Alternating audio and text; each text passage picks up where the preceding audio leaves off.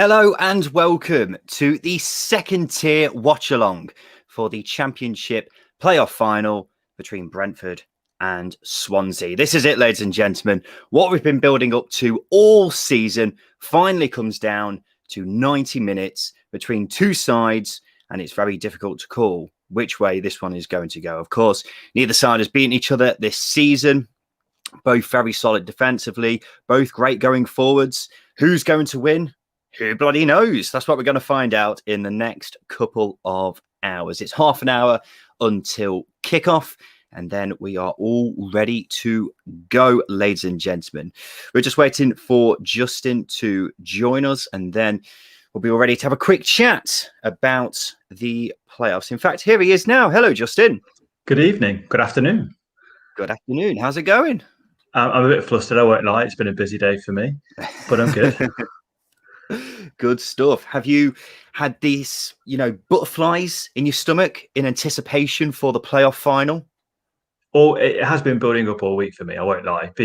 Mainly because it's really hard to call. And given the Swansea's defensive record and their ability to cope tactically on the big occasion, I think it's going to be a very interesting game. And obviously which Brentford will turn up, we don't know.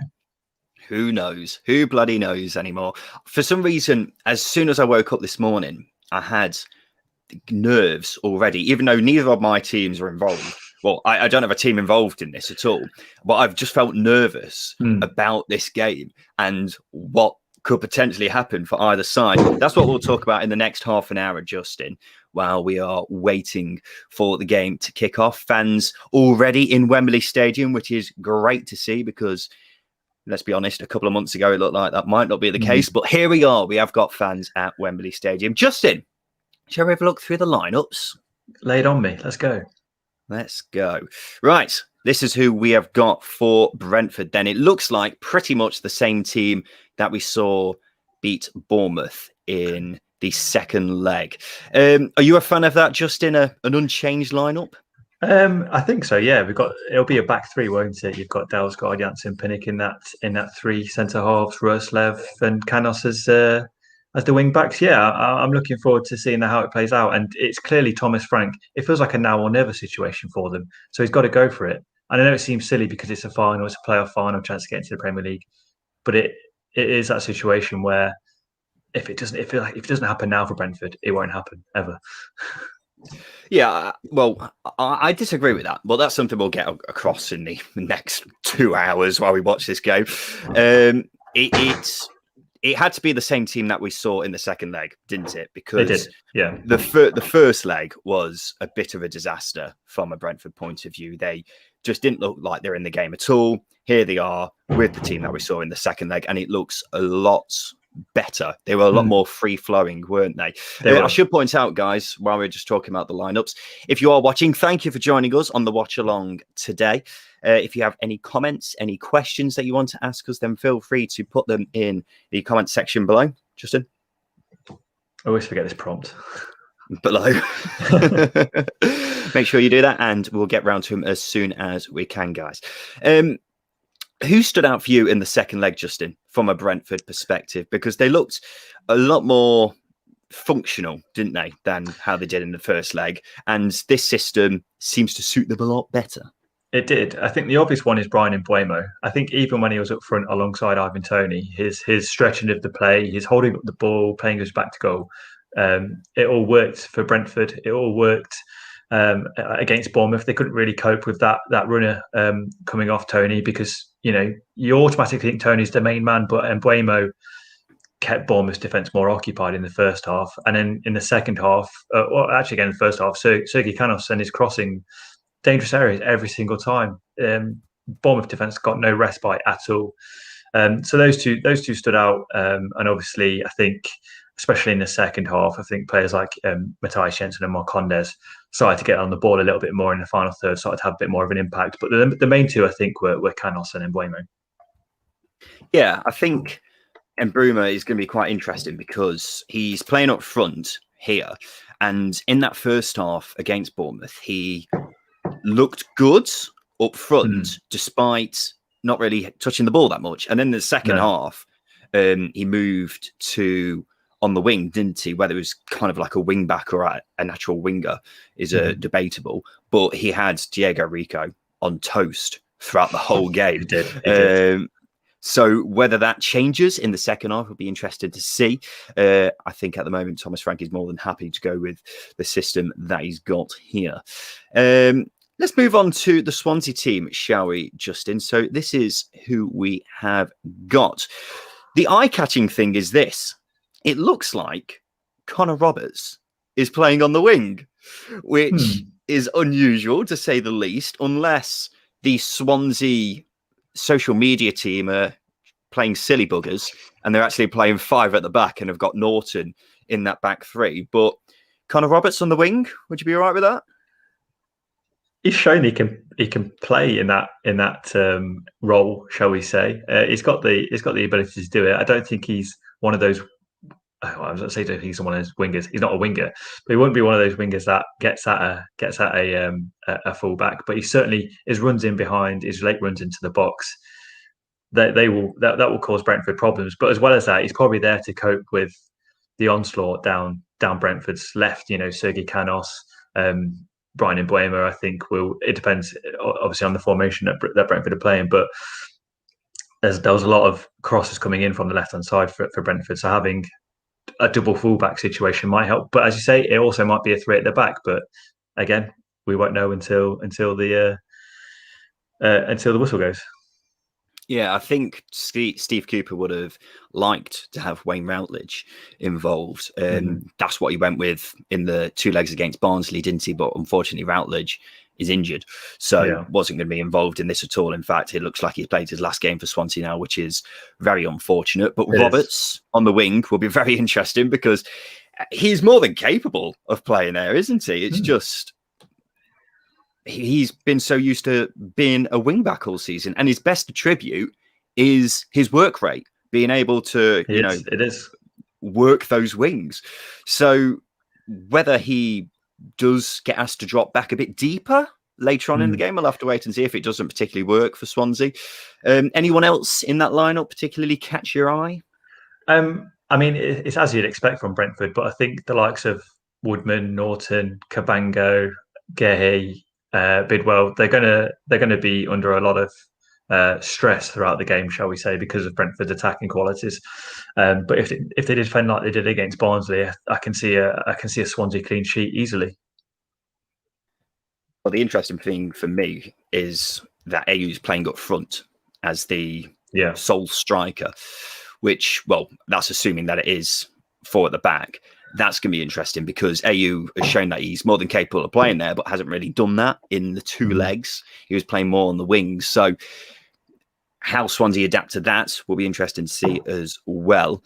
We need to have someone like Conor Hourihane have a big game. He's not played as well as Swansea fans would have hoped over the past couple of months. Having said that, he's the kind of player who's got big game experience, and big game experience is important, Justin, in a big game. It always helps, doesn't it, to have someone with the experience in a big game. But as well as that, I think the likes of Norton, I'm trying to go through the list. Norton, Hourihane, AU, they've all played in big games. They're internationals. The same with actually Woodman, who's played for the under-20s at the World Cup, Mark Gay as well. So, these are players who do have big game experience all the way through. Absolutely. Speaking of big game players, let me just take this back a slide. That man there who's on the screen staring intently at you, Justin, Pontus Jansson. It's terrifying. Can he end the Pontus Jansson curse? You'd hope so. He has to, doesn't he? He has to at some point, because it's clearly him and not Brentford or Leeds that the curse lies with. It's big Pontus, isn't it? Will he have a Pontus Jansson moment? The whole country waits in anticipation to see what Pontus will do next. Already got a couple of comments flying in. Kieran Trencher, cracking top that, Ryan. Thanks. Thank you, guys. What year is that from? I think, I won't be able to tell you what year, but it was very much the Benny McCarthy, Roque Santa Cruz kind of side. It's one of my favourite. Yeah, it's one of my favourite sides that has nothing to do with the team I support. Yeah. Because that is a brilliant side. I think David Bentley was there as well. Mm-hmm. Oh, emotional, it gets me. Champions League final, the second biggest game of the day, says Alex Baker. Absolutely right. Who cares about the game later? What's a Champions League final? I know. Europe? Ugh, who cares? And Kieran having a throwback to the old Blackburn years. Morton Gams Pedersen, of course.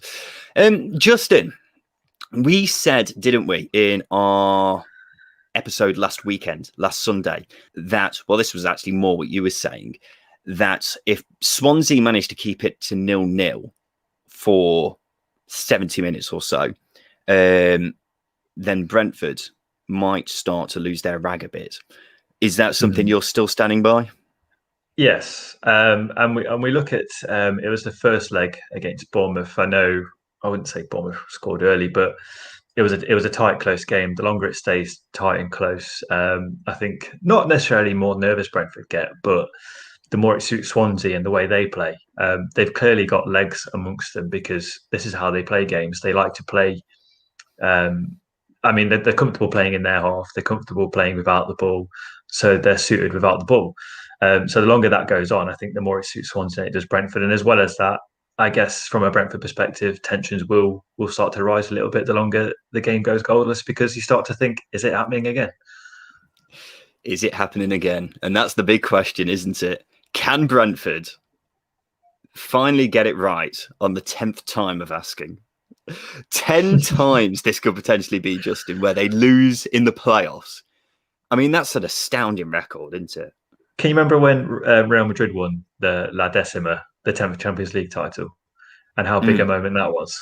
This is the decimal. Brentford's version. The decimal. I mean, it's got to happen at some point, hasn't it? You'd have thought. I suppose the next big question is, Justin, what happens for these two sides if they don't go up? We'll start with Brentford. Say they lose again, and it's the 10th time in a row where they lose in the playoffs. Where do they go from here? I think I really like Thomas Frank. I think Thomas Frank's a brilliant coach. So him leaving Brentford, I feel like it would do more harm than good, because. So you're saying he's got to go? I'm not saying he's got to go, but I think he's tried 2 years on the trot. He's got to the final, and in this instance, hypothetically, they've lost. So does he think, oh, have I got enough out of this team? Have I got the most out of this team that I could possibly get? And then probably the Brentford hierarchy start to think, do we have to find someone else who can do the job? As well as that, there'll still be interesting players like Brian and Buemo. Pontus Jansson, he's a big contract player. Can they afford a third year with him? I mean, it is Brentford. They recruit really well. They probably can, but do they want that high earner on the books for a third year in a row? Maybe, maybe not. So I'm not saying a massive player exodus. There'll be Premier League clubs sniffing around, and it'll be harder to keep them because it's harder. It'll be harder for Brentford to convince these players to stay on another year. And the same with Thomas Frank. It'll be harder to convince him to stay on another year. I think if Thomas Frank doesn't win this, he's got to walk. Quite frankly, I think he's taking it as far as he can. It's time for someone else to have a go. Well, they'll just find some coach up in Denmark, won't they? And give him the job for... Just find some random coach we've never heard of before, and he'll finally get them promoted. I completely disagree with you on the player exodus. I don't think that'll be the case. I think it'll be pretty much the same as last season. Everyone thought... Oh, no, I said there wouldn't be an exodus. Okay, fair enough. It'd be harder to keep the players. Yeah, I don't think they'll lose particularly that many. I think Ivan Toney will probably almost certainly go. Having said that, I can't really see many others leaving, really. I don't think there are many other sellable assets, particularly. Rico Henry and Josh Da Silva are the obvious ones, but they both had injury problems. And I think if I was a Premier League side, I wouldn't be too keen to pay millions for them if that was the case. So that's what I'd say. But I do think Thomas Frank would have to leave, because I think if you miss out 2 seasons in a row then something's clearly not right and it's time for a change. For Swansea then, what if Swansea don't go up?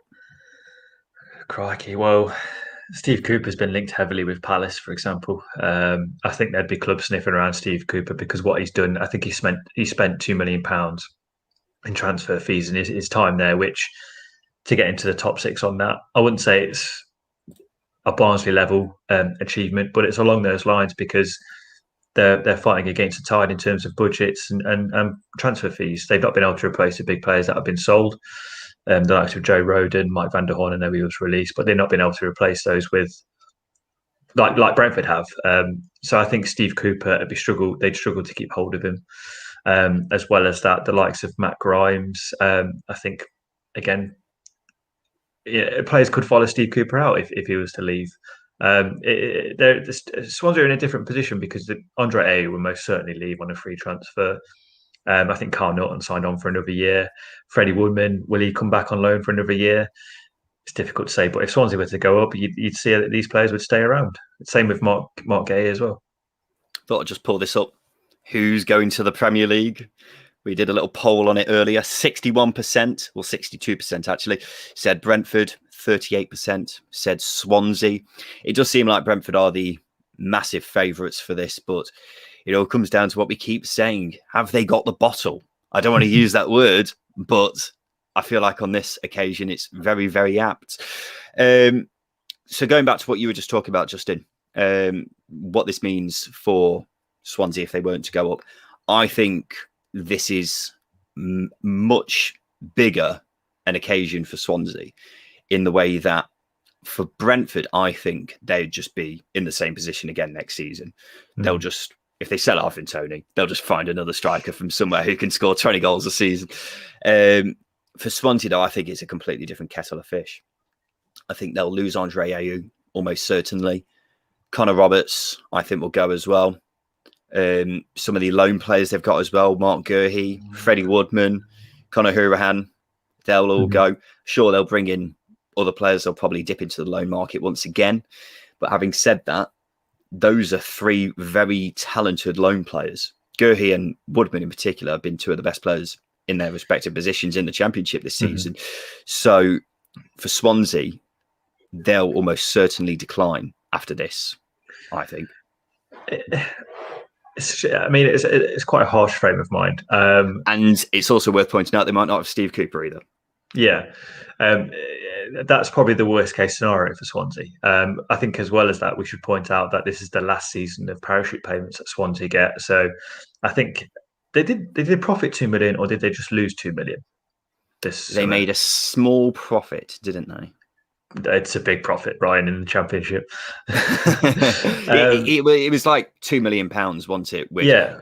I take your point. In the Championship, considering some of the other losses that we've seen this season, Stoke, then that has got to be seen as a major achievement. Yeah. Swansea are a very well-run club, aren't they? And they are. Even if they lose Steve Cooper, I mean, they had Graham Potter before. You've got two very talented English managers who have been at Swansea. Is he? I think he is, yeah. British managers. That's probably a better turn of phrase. Two very talented British managers, two of the most talented British managers in the country right now. And they've both been at Swansea. They'll probably get in another very talented British manager if Steve Cooper were to go. But it's just the playing side of things where I've got concerns. It's a fair point. Again, there are players out of contract, loan players going. It's going to be a high turnover if Swansea don't go up. But even if Swansea do go up, there's going to be a few players that they need to bring in as well to ensure that they're able to compete and survive in the Premier League, because that's going to be a difficult task. Because are some of these players ready for Premier League football? Like some of the Brentford players are. I'm not sure. I'm not so sure.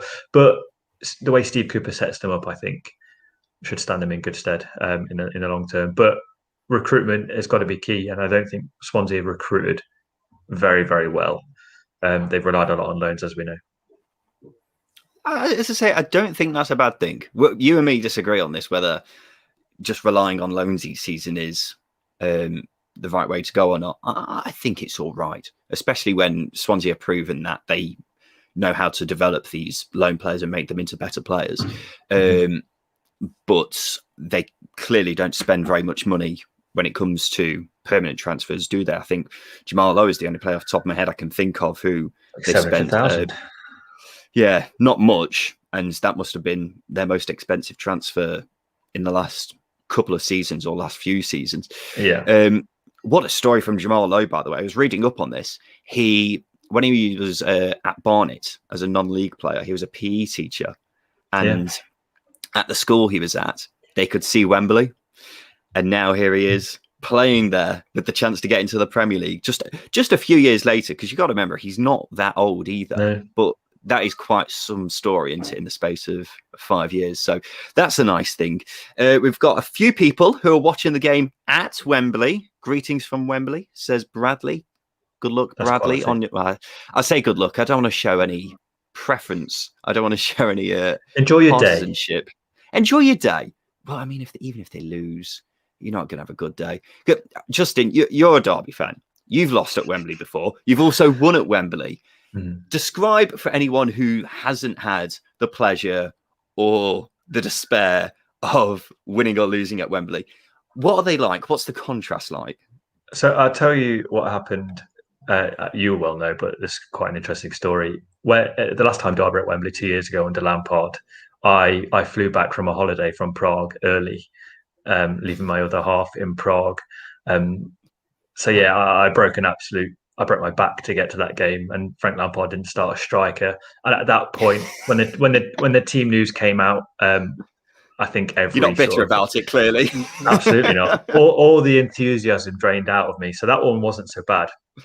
But the 2014 final with Zamora scoring the winner, that was the worst feeling as a football fan I think any Derby fan has had. It's one of those moments where everything goes quiet as soon as the ball hits the back of the net for you. I just couldn't hear anything, and it was awful. But winning at Wembley, it's a great feeling. I feel like I was too young to process the feelings at that point. I think I was only 12 or 13. But if it was now, it'd be different because you can go out on the lash after. So yeah, just the two comparables. Winning is the best thing, but as everybody says, it's a cliche now. Losing at Wembley is the worst thing in the world, particularly when it's a last minute goal and your side's been dominating for doesn't help. What was it, 89 minutes? Yeah, and obviously the opposition had 10 men as well. So all good times. I'm not bitter. I'm happy. I've moved on. I suppose from your perspective as a Derby fan, you've got obviously the big win, which is obviously the high point, and then you've got the Zamora goal, which is possibly the lowest points you've ever felt as a Derby fan. Yeah, and bearing in mind we set the record for lowest points in the Premier League. So yeah, that Zamora thing, was the worst thing ever. Justin, I've just put out a question on our Twitter, and it's for the neutrals. Who are they supporting on a day like this? Luke has got in touch. Up the Swans, can't stand Brentford. Zwarte McZwart says Brentford 2-1. Come on, you bees. Holy Snorlax, who has joined us for the last few live streams, says can't join this one, boys, as I'm only at the game. Have fun, lads, and come on the Swans.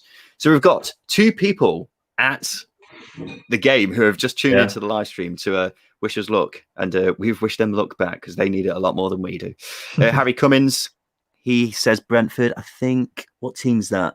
It's Cardiff, isn't it? I wonder why he's choosing Brentford to support.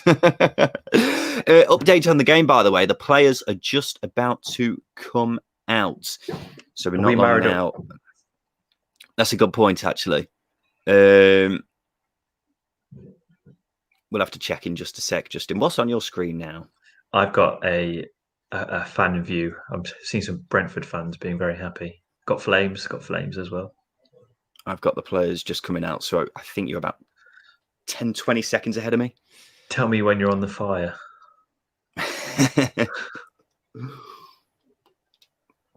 I'll tell you when I'm on the fire.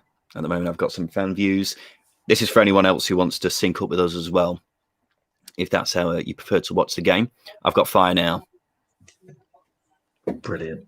Look at that. Look at the pyrotechnics. It wouldn't be a playoff final without the pyrotechnics, would it?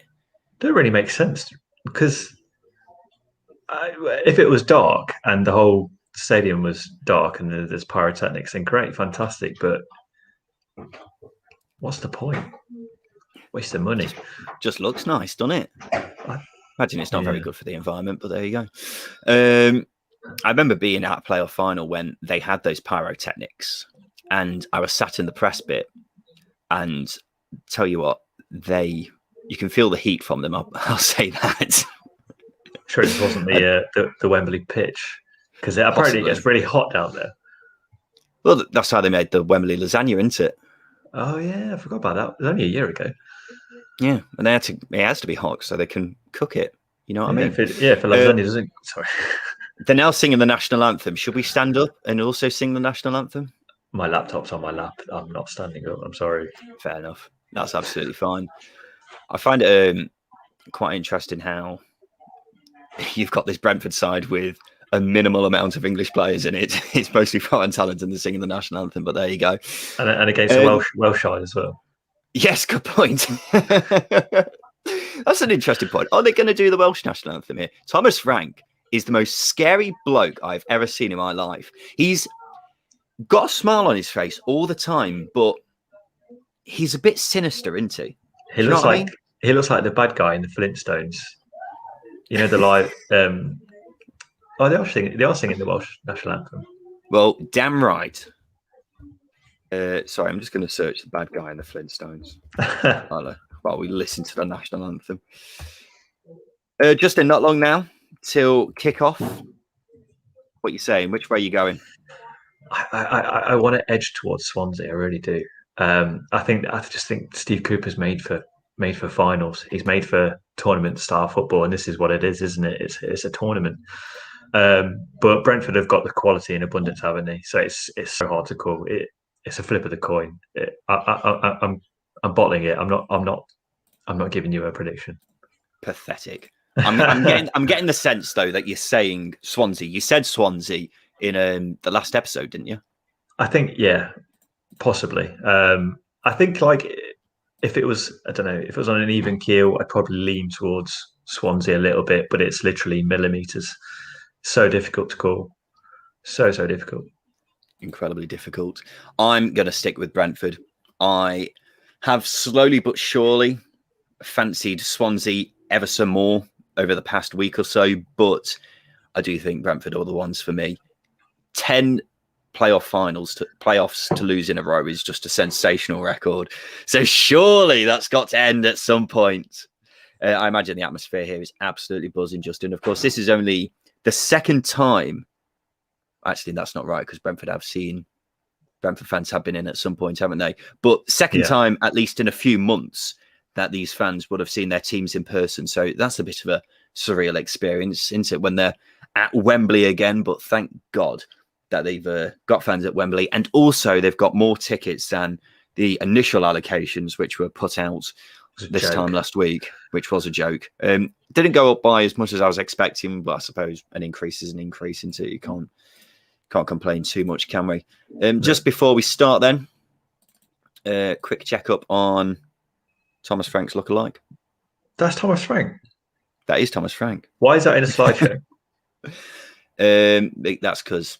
Oh, right, okay. I thought you made a slideshow of... I can't remember his name. A slideshow of people Thomas Frank looks like. There we go. That's Thomas. That is 100% Thomas Frank. It does look like Thomas Frank. Well, there we go, ladies and gentlemen. It's time for the Sky Bet Championship Playoff Final. Are you nervous? I am a bit. Swansea and Brentford fans, I bet you are absolutely bricking it right now. Of course, many of you will be at the ground. If you're not at the ground and you're watching the game at home with us, thank you for joining us. I really appreciate you coming along for the ride. It's going to be an interesting 90 minutes. As we were saying last week, Justin, playoff finals, not exactly the most entertaining games in terms of, action, but in terms of pure drama and tension, there isn't any better game in the world, is there? I think the tension makes up for the lack of action because everything's on a knife edge. It makes a headed clearance, for example, go, oh, wow, when there's not much else going on. But I expect Brentford to spice this up, and I think Swansea will respond as well. And here we go. Kickoff. It's just moments away. Just before we start. Sumu, thank you for joining us again, Sumu. Rough night or overslept, Justin? I don't know what he's referring to, but I've moved house today. It's been the most stressful experience of my life. As you can see, there's nothing behind me. The house I'm in is the old house. It's completely empty. There isn't much in your new house either, is there? No, we've moved it all over. Thank you. We've done a good job. Oh, you have moved it all over. Yeah. Congratulations. Thanks. Yeah, as I say, not good. This is a very nice break for me just to sit down and watch the best final of all finals. The final of all finals. Bargard, I got that completely wrong. Bargev Condetti rooting for Brentford to win. I imagine there's quite a few people who are on your side. It seems like Brentford are everyone's pick to actually win, but whether they're the team who they want to win is a different story. The game has now kicked off, ladies and gentlemen. Already, it's looking very dicey. It's very end-to-end already. 20 seconds in, and we're already seeing both sides. The nerves already showing as they're very quick to get the ball out of their defence as quickly as they can. David Raya on the ball. Can I ask you, can you see anything in the shadow? Not as much. I'm very close to. I'm very close to my TV. It's really low. This is usually where it is for Wembley, isn't it? I don't know. I always question this. It's like when you choose the wrong camera angle on FIFA, and it just ruins everything. Ruins the whole experience, but you can't pause this, can you, and change it. In answer to where Connor Roberts is playing, it looks like he's actually playing wing back. So it's 3 at the back. Steve Cooper. Yeah. He's bolted it. Well, that's quite interesting, Justin, because I was kind of 75% sure this was going to be 4 at the back with Connor Roberts on the wing, but that's obviously not the case. Ooh. And they've gone for the 3 at the back again, which is interesting because over the past few months, they've looked a lot better with 4 at the back, haven't they? They look very well balanced, but I think we saw Swansea return to their roots in terms of disciplined, organised football over the playoffs. So I think Steve Cooper must be confident that this is going to work. And I think as well as that, it almost makes them more attacking. I know they've got an extra defender on the pitch, but Connor Roberts and Jake Bidwell, two of the most creative defenders in the league in terms of assists and chances created. So it gives them 2 different outlets that they wouldn't have had with a 4 at the back. As we've said before, it is only right, really, that these 2 teams are involved in the playoff final because both have been fighting for automatic promotion for the vast majority of the season. The ball's just been played in and boom has gone down, but nothing given by the referee. These 2 sides have been fighting for automatic promotion throughout pretty much the whole season, haven't they? And now this is it. It's a straight shootout between these 2, and Connor Roberts has got a chance here on the right-hand side. It's great play, Jamalo. This is the only issue with Swansea. They don't break quickly. They don't break quickly enough because that was a very good opportunity to do so. And Swansea did look like they were having a break, but that's not been the case now. And now they're enjoying a nice bit of possession in the Brentford half. And they'll be more than happy to just be patient here and just hold on to the ball while they try to find an opening. But they have lost the ball now, and Brentford have a chance to break. This is going to be a very end-to-end game at some point. I can feel it in my bones. Well, it's interesting because the Championship playoff final in the past 8 years has been incredibly low scoring. I think there's the cross was just played in there, but it's been headed away. And oh my god, poor. Yeah, I think was that Janelt? No, it's Condes. Condes with an absolutely atrocious effort. The playoff final over the past 8 years, only 2 games have had 2 or more goals in it. So that says a lot about how tense this game is and how low scoring it is as well. In fact, I think the 2 games which did have more than 2 goals, one was Norwich when they won 2-0. So you're still looking at under 3 goals, really. It's not a very low scoring game at all, a very high scoring game at all, I should say. No, I think Norwich in that game scored very early on as well, didn't they? I think the Derby game's the other one, and again that was quite a cagey game, even though it had a few more goals in. But I think I feel like Brentford might play a little bit braver because, as I say, it feels like one of them situations that they've been through before, very recently. Last year, they were fired up in the last game, and it is that situation where it feels like now or never for some of them with Brentford. Is this very much a case of, that Simpsons meme, Justin, where they're looking at Homer and saying, wait, he's going to do something stupid? Is that very much the case with Pontus Jansson / David Raya?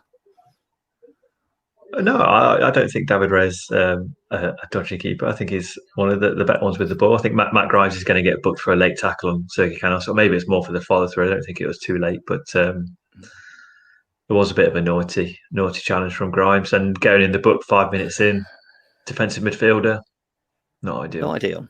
Not ideal at all. That's a bit of a naughty challenge. I'd say, actually, if that happened a bit later in the game, he might have been in a bit of trouble there. Yeah, he's got away with one. I think, again, if you've got something like VAR, I think VAR goes straight to a red card. I actually think a red card would be incredibly harsh. Going to use my Don Goodman quote for the day. It's an orange card, isn't it? Cheers, Don. Yeah, I do think a bit later on in the game, Matt Grimes might have seen a different colour there, but nonetheless, we don't want the game to be ruined, do we, by early sendings off? No. Will it ruin it? It made the Bournemouth game incredible. It did, but that was in a very different circumstance, wasn't it? Very true. Swansea have a chance to break it. I tell you what, there's Roberts on the right hand side. A lot of loose touches at the moment. Matt Grimes got nerves, isn't it? It's all about nerves. David Park has got involved. Ryan, that shirt is magnificent. Hoping Raya gets promotion with the Bees. I'm presuming David's a Blackburn fan. Thank you for joining us, David, on the show today. Sumu says it's because everyone recalls the Charlton v Sunderland final. Wasn't that 4-3? I was actually having a look, and in the noughties, the playoffs finals were actually quite high-scoring games. Yeah. It just seems to have been in the past decade where, I don't know if the added media circus around it has added a bit more pressure. Oh, it's the richest game in the world. Richest game in the world. Complete nonsense, isn't it? It took Sky 2 minutes, I think it was, to mention how much money you get for being in the Premier League now. I think it's 170 million it is now, Justin. They pay the bills, so of course they're going to say it. It goes up every single year, doesn't it? This is our money, and we're going to mention it. You're successful because of us. Pretty much. Yeah. Ethan Pinnock plays a long ball up to Ivan Toney, and it's headed away again.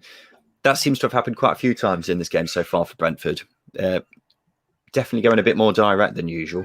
I think they're feeling their way into the game. I think those lofted balls are a way to get into the final third and break through that Swansea midfield, which is incredibly solid, considering Conor Hourihane, Jay Fulton and Matt Grimes.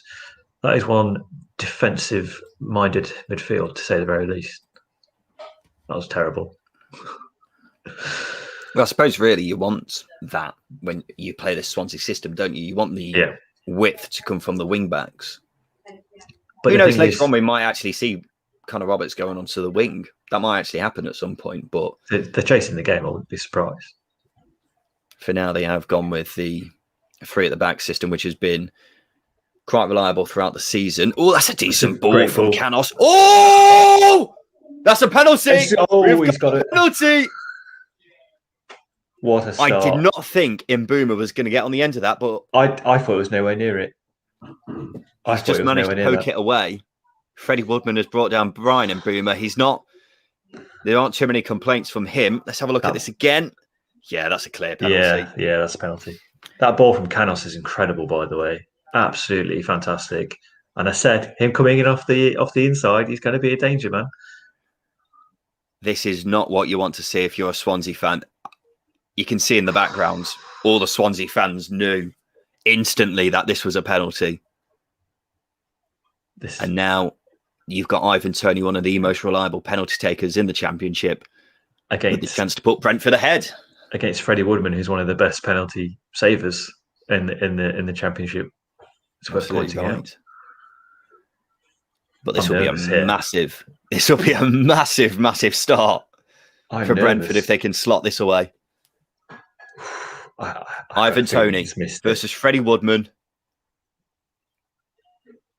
Waits for the referee's whistle. It's blown. Here we go. Toney steps up and scores. Oh, that was cool. Brentford are ahead, and of course it's Ivan Toney. That is what a start. Again, I was about to say before Canos received the ball that the pace of the game started quite slow. Brentford had started quite slow trying to feel the way in, but that ball from Canos did the world of like. And again, the run from Mbeumo, it was no right to get that. Absolutely no right to get that. And he made up the ground really well. And that penalty. After watching the Man United game in midweek, that was this penalty from Toney is one of the better ones, I think. Well, that is a huge boost for Thomas Frank and his boys. Ivan Toney, of course, slotting it away. And that, in terms of the nerves and the mental mindset of Brentford, Justin, might do them a world of good as well, just to settle them a bit. Oh, yeah, definitely. It's one of the things that was missing in the playoff final against Fulham last season is how, I wouldn't say slow Brentford were, but it didn't feel like they turned up. It didn't feel like they ever got going. To score a penalty 8 minutes in, yeah, definitely calms you down. M. Scallon cracking penalty, absolutely right. Bargav got in touch again. Let's go Brentford. Swansea fans on the screen looking very unhappy with the start from their team. They've actually not started too badly, have they? It was just that one moment of brilliance from Sergi Canos. I would have to see it again, but I might have a few question marks about Swansea's defending. Great tackle. It looked like Ben Cabango maybe could have stuck a leg in. Yeah, no, you are right. And as well as that, allowing Canos that much space to come inside is criminal. He did it every single time against Bournemouth. So if you've done your homework, it's one of the things you're going to isolate and stop. They didn't, and it's his first opportunity to be creative. He's done it. He's played the ball that got his side a penalty. Absolutely. Just me. Come on, bees. Yes, come on, bees. Thank you for joining us. Just me, guys. If you are just joining the second tier watch along, thank you for joining us. If you want to ask us a question, leave a score prediction, or make any sort of comments on the game at all, then feel free to join the conversation. We're here for the next 90 minutes, plus injury time, plus half time, plus short roundup afterwards. So we've got a long old time to wait. And your interaction will be very much welcome. Brentford have a dangerous free kick very deep in the Swansea half after Sergi Canos was brought down by Kyle Norton. Sergi Canos has started this game absolutely brilliantly, Justin. Mm-hmm. He's done Connor Roberts there, and he's bought a foul from Norton, which Kyle Norton doesn't seem too happy about it. That's too easy, that is. Connor Roberts, so flat-footed. Yeah, Canos knew what he was doing there, didn't he? Yeah. That's great. That's great play. That is from Norton. Rugby tackle. But yeah, Connor Roberts, I think, has started really badly in this game, which is great timing considering they put him in a team of the season. But yeah, he started the game badly because he's allowed Canos to come inside on his right foot to create that pass for Mbeumo to get the penalty, and he's been done again there. And Canos, I think, his confidence is through the roof. Matthias Jensen with the free kick. He's gonna whip it in swinger. It's gone back to the back post. Jansen's there. Players brought down by Swansea, but nothing given, and it goes out for a goal kick. Bit of a waste. That free kick seemed to be in the end, actually. It was a poor delivery, wasn't it? Here he is. It is the goal again. Yes, Connor Roberts isn't tight enough. Could Cabango have done a bit better there? He's kind of let the ball run through in anticipation that Woodman's going to get it. I'm guessing Woodman has probably given him a shout, but I just feel like maybe he could have got involved there. That's experience, isn't it? I think if you're an experienced defender, you take ownership there and go, I'm just getting this away. Fulton's left one on... who's that on the ground? Marcondes? Is it Canos again? No. It's not Canos. It's Janelt, isn't it? The thing is, I know we said it quite a lot in the Bournemouth-Brentford game, but Swansea, they need to keep the Reds because they're giving away a lot of scrappy fouls here. There's no need for Fulton to leave one on Janelt there. They're down in the game. As a QPR fan, if Brentford and Chelsea win, I might cry in a dark corner tonight, says Josh QPR. That would be an interesting one. I mean, West London would be one hell of a place to be tonight if that happens. Brentford and Chelsea fans uniting together. Yeah, it would be a good one. But it's not all going to West London. Yeah, I think we can get down. Party time in West London. I think I saw down a player. I was going to say, I think I saw Billy from our Friendly Neighbourhood Besotted Brentford podcast, and he was saying this morning that he's completely changed his routine to make sure he's not replicated the routine from the previous 9 finals. Yeah, well, I don't know if you actually saw it because I know you're a bit late, but Tom from Total Swans TV and Billy from Besotted were both on Sky. They had a little chat with them ahead of the game, and that was always great to see because those two work incredibly hard. Mm-hmm. For them to get a shout out like that on Sky is always a good thing. Brentford have a chance here. Brian and Boomer is putting pressure on Gurhey and has somehow won a throw in there. I'm not sure how that's is that a booking there? I'm not sure how that's a Brentford throw in, I've got to say, but either way, that is the case. And Brentford have a throw in very deep into the Swansea half. 15 minutes played here. 1-0 to Brentford. We saw quite a few long throws from Brentford in the Bournemouth game, didn't we? We saw them mix it up a little bit. So I think should the opportunity arise, I'm sure they'd try it. Brentford's throwing goes out for a goal kick, and it's going to be another chance for Swansea to build another attack. I put out the question, Justin. Question for the neutrals. Who are you supporting? Swanee, surprisingly, says Brentford. With that nickname, you'd have thought Swansea. He says Brentford, new team, and the more small clubs in the Prem, the better. It's funnier. Liam, he says Swansea. Miles says Brentford. Miles is a Stoke fan. Pierce, NFFC, who's obviously a Forest fan. He has refused to choose. I'm not going to say what he actually said. And Alex Red, who is a Barnsley fan, says, I can't stand how much Swansea hoof it in the air. So I presume he's going Brentford. So there you go. So did a Barnsley fan say that? Yeah, that's exactly what I was thinking. Not saying Barnsley are obviously a Route 1 side, but they're definitely a direct team, aren't they? Yeah. You can't have one and not enjoy the other. So yeah, we'll leave it at that. Brentford on the attack here. Carry on. Brentford look very good going forward so far. Canos has got another chance to run at Connor Roberts. He's got him on toast so far, and he's cut inside and got another ball in. So well done, Connor Roberts, for doing your job. That's not a bad ball from Sergi Canos, you know. I know nice. No one was there, but in terms of the right area, you'd expect someone like Ivan Toney to be on the end of that, but Ivan Toney's out and about from the looks of it. This guy's goal now. Do what he wants. M. Scallon, up the bees. Support anyone without parachute payments. Barnsley fan.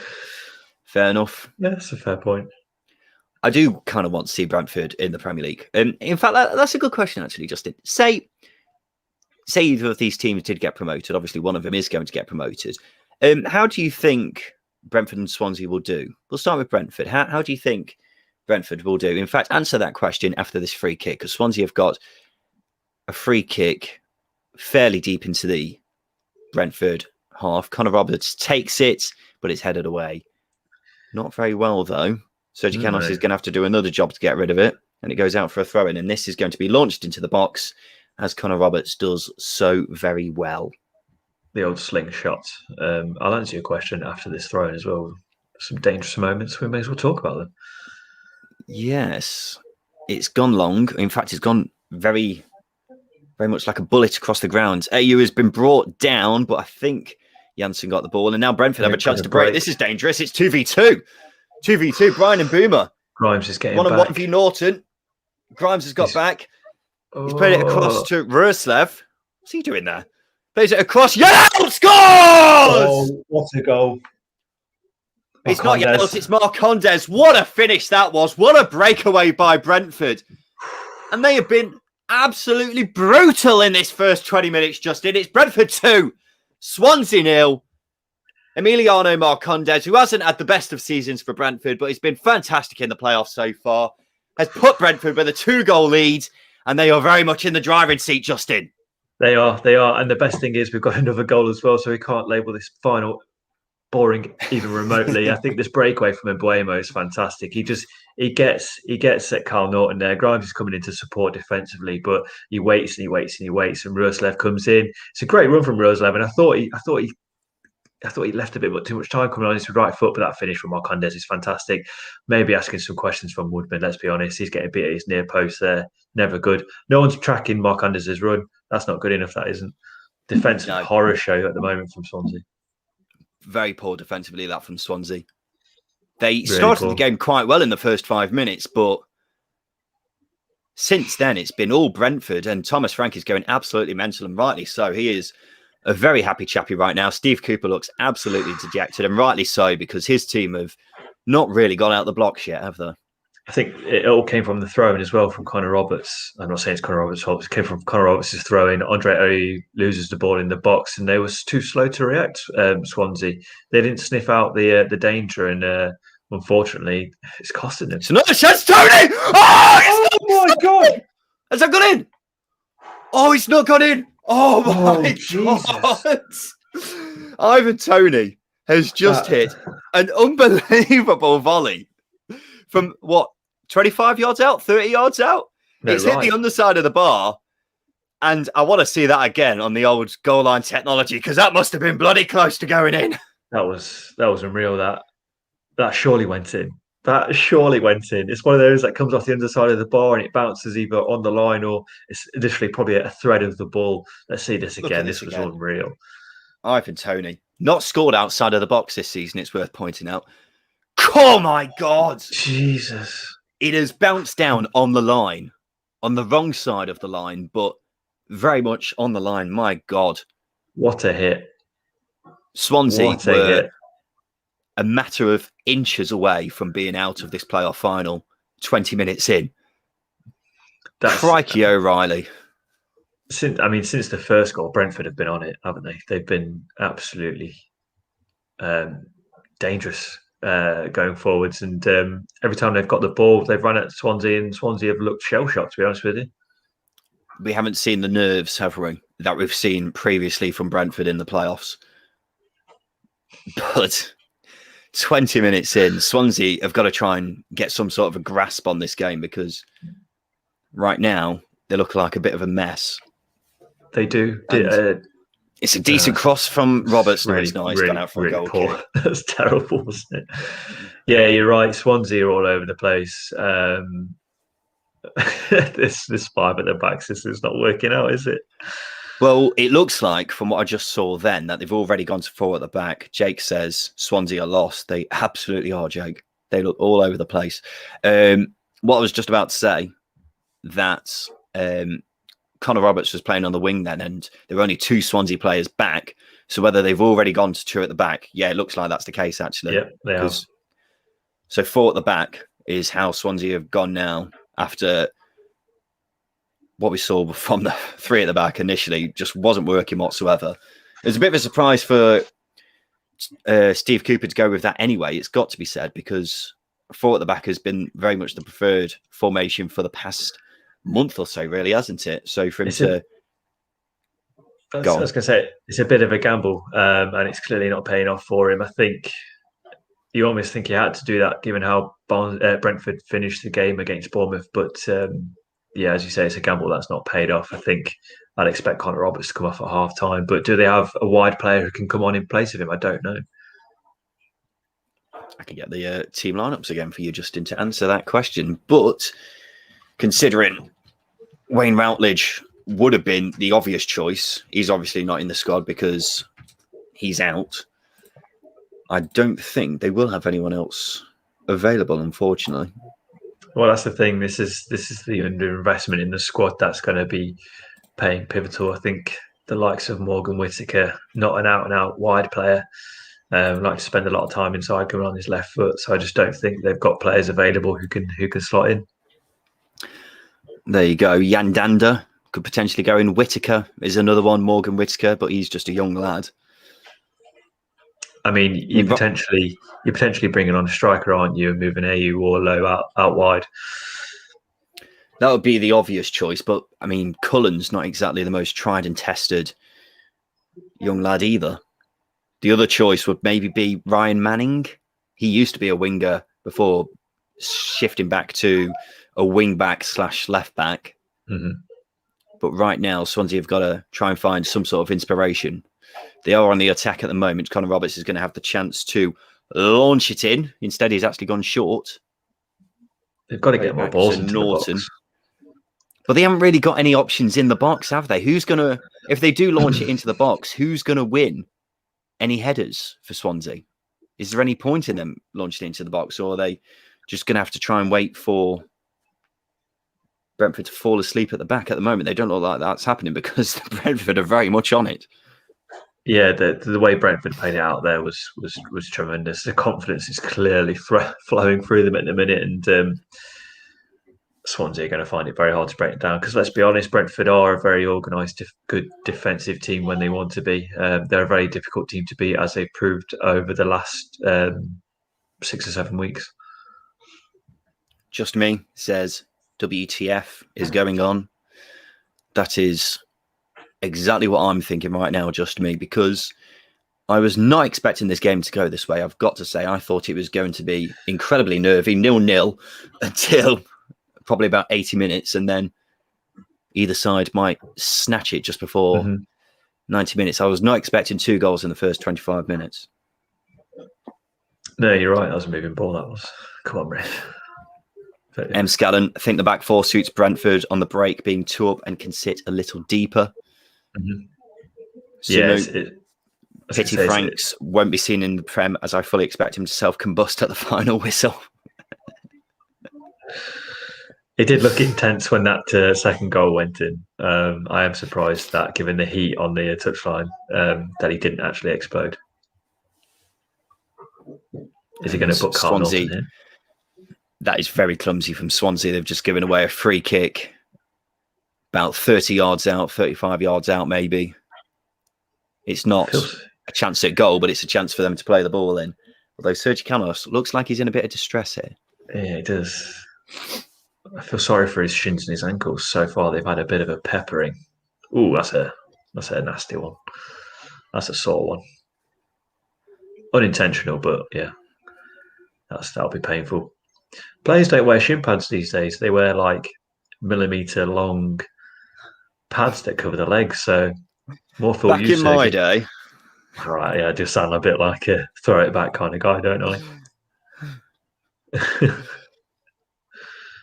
Cross from Brentford now. Get the ball in the box from his free kick. And Boomer is going to play in the ball. Plays it in. That's a deep one. Janssen plays it back across, but it's headed away by Swansea. But the ball's not out of danger yet. It's played back in. Pinnock's there. No, you can't give that. The referee's given a free kick to Swansea for a high foot on Andre Ayew. He's feeling sorry for Swansea a little bit because there's 2 decisions there that have gone against Brentford that I've just thought, bit soft. But given that Andre Ayew was literally, his chest was on the floor, he was crawling to that ball and he's been penalised for a high boot. Not sure about that one, ref. Ladies and gentlemen, thank you for joining us on the second tier stream. We're 28 minutes into the Championship playoff final. If you have got any questions that you want to ask us, then feel free to put them in the comment section below. Justin, thank you. Any questions, any thoughts on the game so far? We're very interested to hear what you guys have to say. As always, at the moment, Brentford can start looking towards being in the Premier League next season. Don't think Brentford fans will thank you for that, Ryan. But I think it was the Reading-Swansea final in 2011 where Reading were 2-0 up and Swansea brought it back, didn't they?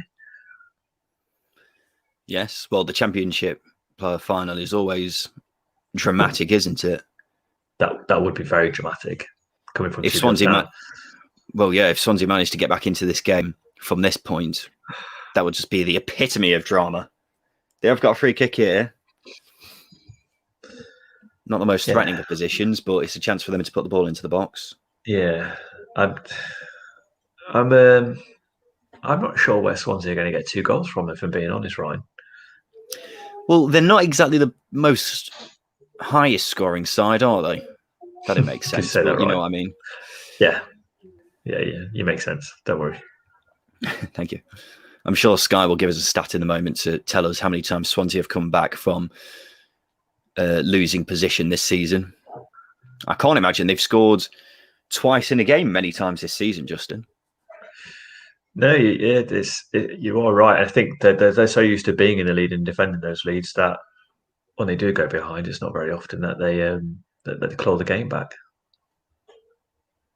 I mean, in general, I don't think they've scored more than one many times this season.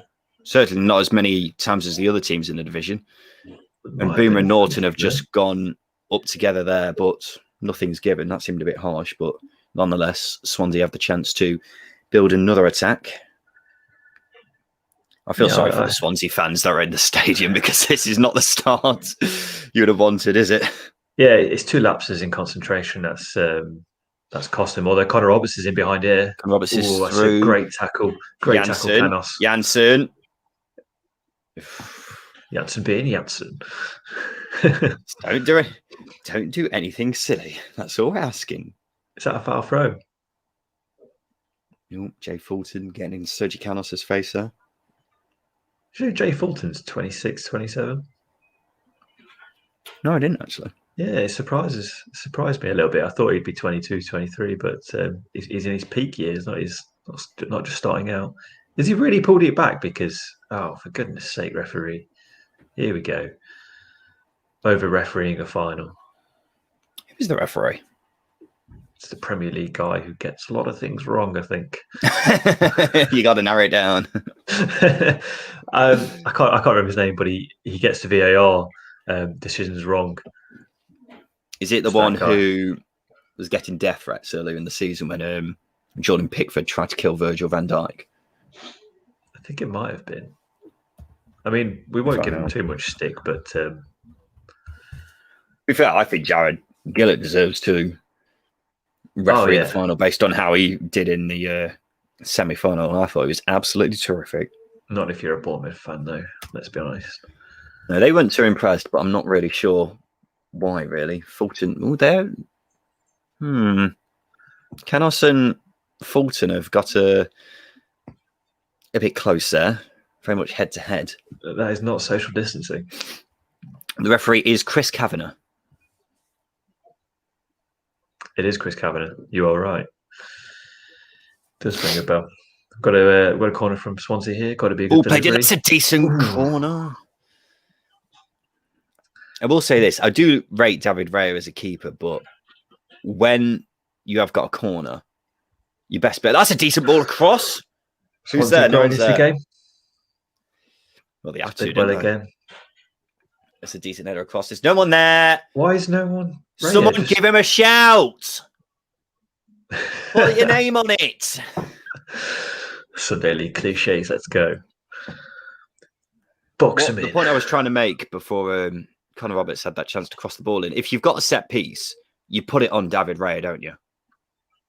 You do, but I don't think he's. I think he's underappreciated in his box. I think he's quite good. We've got a bit of a bit of a telling off here. He's Spanish, isn't he? They're more renowned for their punches rather than catches. I think my cultural goalkeeping knowledge isn't at its peak at the minute. That's played in again, and Raya does catch that one. Completely contradicted me there. Thanks, David. Why didn't he punch it? Do what you're supposed to do. Right, Brentford have a chance to break here. There's quite a few Brentford plays forward. They're picking up a lot of space, Brentford, especially the likes of Canos and Jensen. Although the ball has been played back now, I'm a bit disappointed, really, that the fact that Swansea are allowing them into the middle third. Got to be a lot more organised, a lot stronger in that situation. Pontus is on the ball. Pontus. Every time he gets on the ball, I'm just waiting. Especially in this situation. Can you remember the playoff semi-final last season against Swansea, where he tried to backheel it back to the keeper. Yes, one of the most ridiculous things I've ever seen in my life.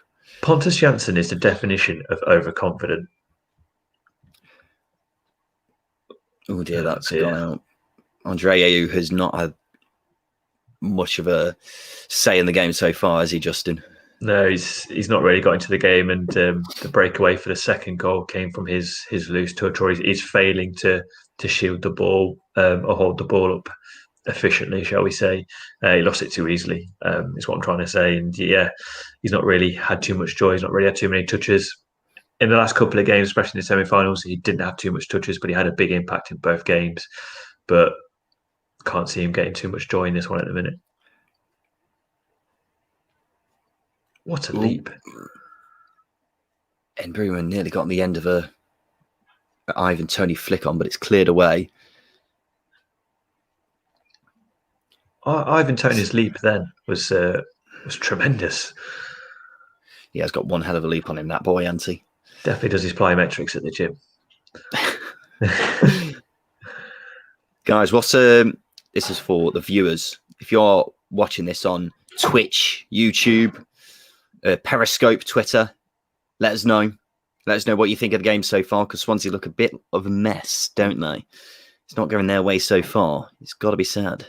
No, just been disorganised, and even going forward, they haven't really come up with the goods. I think set pieces has been a good route in for Swansea. They've threatened lightly, a bit of a feather duster type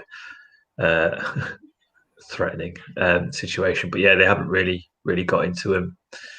Swansea, and they need to get the likes of Jamal Lowe and Andre into the game, because they're the players that are going to get goals. Saying that, Jamal Lowe had a good run there, but he's been tackled. Yeah, I just wonder if Swansea are lacking some creativity in that final third. If they could just do with someone just behind Ayew and Lowe to try and go into the gap and let the other two try and find space on the back four, if you know what I mean. Yeah, well, Morgan Gibbs-White was that man until he got. I mean, he got injured, didn't he? But he also got recalled as well in January. So I think we'd have seen a slightly different Swansea should have he been fit all season. As well as that, Casey Palmer wasn't really the man to replace Gibbs-White either. So yeah, they are missing that link up in the final third, which is really cost them, I think, this season. I think if they had that, they'd have been a lot closer to the automatics than when they finished. Well, they've got Jan Dander, haven't they? But I will be honest, he's not someone I particularly rate. And at times they were playing Conor Hourihane there, but he's not really that kind of player. Jay Fulton's got a chance and he has a go, but it's blocked. And Brentford try to break, but Swansea have the ball again. And we're going to have another spell of Swansea possession. Cabango plays an awful ball forward and it goes out for a Brentford goal kick. At the moment, Swansea look a bit out of ideas, don't they? And M. Scallon says Swansea don't seem to have a clear game plan. And if they did, being 2-0 down so early isn't something I think they've planned for. Not at all. Here's the Brentford goal again. This is one hell of a break forward, isn't it? I just want to pull your attention to Ivan Toney, by the way. He's just keeping, is it Bidwell? He's just keeping Bidwell out of the way. Occupied. And then keeps him occupied. And then that gives Marcondes the space to find himself free in the box and ultimately put Brentford 2 goals ahead. I'm not sure what's happened there. It's a corner ball. The ball's played in. I think it was Mbeuma's played it in. Oh, no, this isn't from a goal kick, is it? Jesus. And that's close. Freddie Woodman had to be on his toes a bit there. Look, Swansea, they're in such a bad state at the minute in this game. That's come straight from a goal kick. That's come straight from a flick on. That isn't good enough, especially in a big final like this. They've got to do better. They haven't turned up, to be blunt. Bailey W says, reminds me of the 2015 final as a Borough fan, over before it really started. Absolutely right. That's what I was just thinking of. That game had 2 goals in the first 20 minutes, didn't it? And then after that, Borough kind of just accepted defeat, really, didn't they? That's a decent effort. That's handball. It's another ball. Oh, he's given a free kick. What? I thought he gave a penalty. What?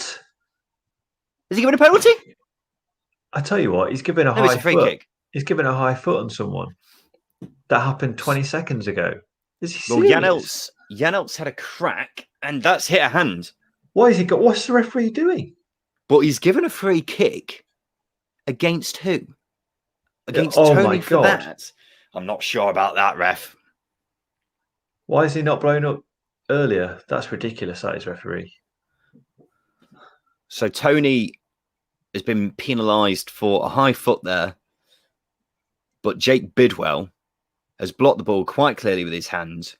If it wasn't for that high foot, the referee would have almost certainly given a penalty.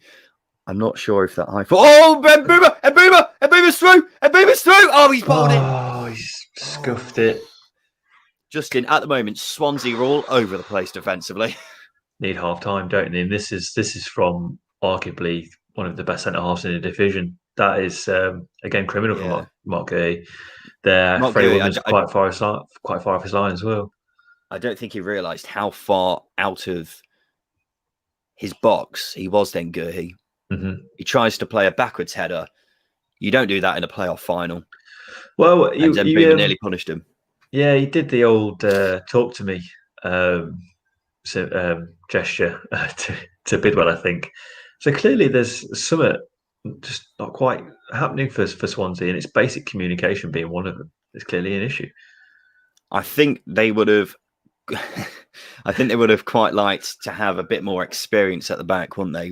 They've got Ryan Bennett on the bench. If they had someone like him in the back line, then I'd have probably felt a bit more comfortable. I mean, when they had the three at the back, I'm not sure why he wasn't involved, but I know they've been playing Norton there for the past few months, really. Sumer asks, when are Swansea bringing AU on? Too right. Yeah, he's not been in the game, has he? Not at all. He did have that one moment where he was brought down in the box, but apart from that... That's where the Brentford goal came from. Exactly. Apart from that, he has been a pedestrian in this game. And the same goes from Jamal Lowe, really, doesn't it? Yeah, well, Jamal Lowe's got the ability to turn the game on his head with the ball at his feet. His Cardiff goal, his goal against Cardiff, I should say, was a clear example of that. There were times against Barnsley in the first leg where he received the ball out wide and he ran it into the corner, beating a couple of players on the way. Yeah, they haven't got him in the game. And I think someone in the comments has mentioned game plan for Swansea going 2-0 down. I don't think they've had a game plan when they've gone behind all season, which isn't a big criticism of Swansea, but I think there's a clear gap in quality for them at the minute. I'm just going to have a quick look to see how many times Swansea have scored twice this season. I can't imagine it's happened very much, I've got to say. And I don't think it happens very much where a team comes back in a playoff final from 2 goals down. Well, I think Swansea were the last team to do it in 2011. So if the omens are there for them, they will get in, but they had a lot more in that team, the likes of Fabio Barini, Scott Sinclair, Gorka Pintado, which is obviously a joke.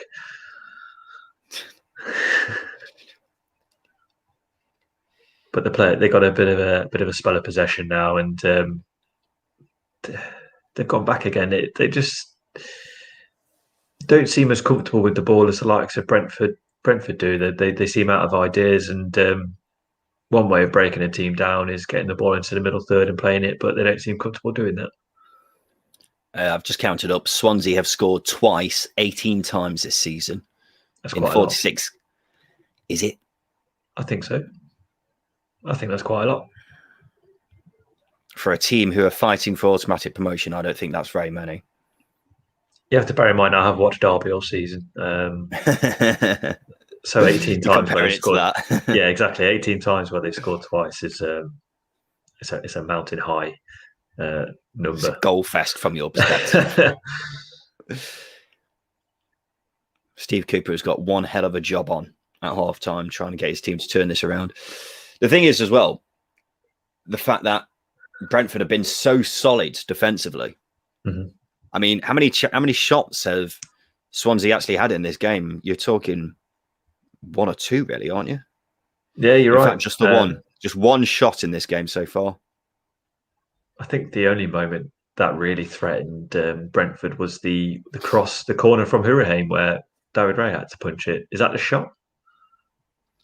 Surely not. It was Fulton. So it would have been that one where he's had to go from 30 yards out and it's been blocked by Ethan Pinnock. So that's the only effort they've had so far. Apart from that, David Raya has had a relatively easy game just catching crosses. This is a similar angle to Hurricane's first goal for Swansea in the game against Brentford, where he put it right on David Raya and he went straight through. Hurahan plays it in right on David Raya again. That's hit the bar. That's a foul on David Raya, surely. I thought he got clobbered by Ayew there. Ball's been played in by Hurahan. Ayew's gone up. He has managed to get his head on it, so that does count as a shot, and it manages to get it on the top of the bar. No, that's definitely not a foul. It's unlucky, that is. I think David Raya's got to do a bit better there, but when you let in Andre Ayew, who's 5'7", when a header in front of you. He's not that small. Andre Ayew height. Andre Ayew height. I hate it when you search someone's height in Google and it always gives it in meters. I don't know what that means. We're the metric system. Andre Ayew, 5'7". There you go.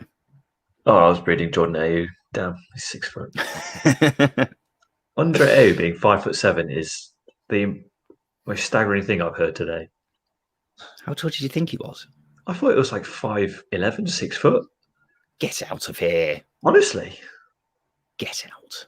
I need to see him again. I need to see him against Pinnock. Pinnock's too tall. Jansen's too tall. I need to see him against someone like Sergi Canos. Sergi Canos ain't that tall. Maybe Jensen then. I reckon Jensen's like 5'10", 5'11" guy. At the moment, we haven't got any sound on this game because obviously me and Justin are talking to each other, but I can see a lot of Swansea fans and they do not look best pleased. It's been possibly imagine. Yeah, it's been the sort of like that sort of vibe from Swansea where they've just been scratching their chins.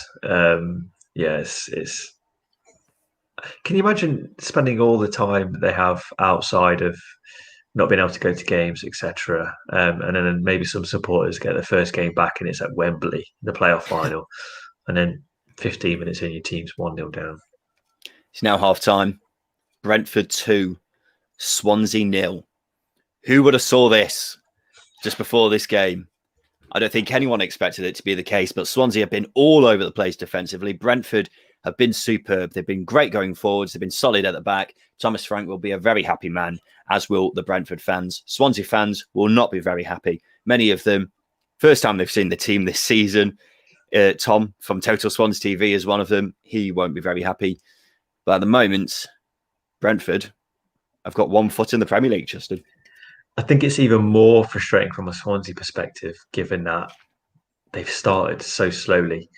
And the goals, I mean, every goal is avoidable, but the Connor Roberts for the first one really poor, and then for the second one, Andre Ayew losing it in Brentford's box, and they're being countered against again is really poor. But yeah, from a Brentford perspective, you want early goals to relax you. You want early goals to calm the nerves, and they've got that. And as you say, that's 1 foot in the Premier League for Brentford, and certainly an interesting second half if you're a Swansea City supporter.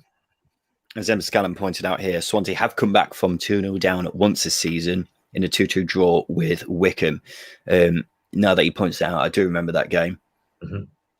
They were quite fortunate in that game, it's got to be said. And they've got to count on the luck here to try and get them out of the predicament they're in at the moment. I think it's just defensively. Swansea have been one of the best teams in the division defensively so far this season. Yeah. And so far, they've been a bit of a mess, Justin, because it is 2-0 down. It could have been more as well. No, you're right. It was the lump forward from David Raya where Alvin Toney's flicked it on, and then Buemo's got into the corner. And and he's crossed it, and it's just narrowly gone over the bar out for a corner for Brentford. But situations like that, they're just not dealing with at all. Brentford have been a little bit more direct, and again, the runs from Mbeumo stretching the game, stretching the defence for Brentford against the Swansea defence. They just haven't been able to cope with it. They haven't been able to cope with it. We saw an example of the poor communication where Mark Guehi's tried to head it back and it's nowhere near, and Mbeumo's nearly in. So yeah, defensively, Swansea have been an absolute horror show. So disorganised, so undisciplined, shall we say? Clumsy. Yeah. You could say clumsy. For the penalty, I'm not sure Freddie Woodman can get too much of a blame. I think Cabango should have cleared it, really. Mm-hmm. The second goal was poor marking, but a fantastic breakaway from Brentford. I don't want to take anything away from Brentford because they've been brilliant in this first half. But having said that, it could have been more as well. That flick-on header from Guehi was incredibly clumsy. You don't expect that from someone like him. For anyone who's just joining the live stream, thank you for joining us. We're having a quick chat about the first half of the Championship playoff final. It's been a surprising one, to say the very least. Brentford 2-0 up. Any comments that you guys have? Any questions that you want us to answer? Put them in the comment section below. And we'll get around to your questions and your thoughts as soon as we can. We've already got a few people getting involved. Holy Snorlax, who's a Swansea fan. Well, that was dismal. It absolutely was. This has been an atrocious first half from a Swansea perspective. It's been a bit of a nightmare, really. Steve Cooper's got one hell of a job on. Sam Wyringer, aside from Tony, who do you think is going to get brought off for Brentford? Why will Tony be brought off? I know he hasn't been involved in the game that much so far, but I think Brentford will be more than happy with how this game has gone so far. Ball Chat Sports. How good is Ivan Toney? Very good.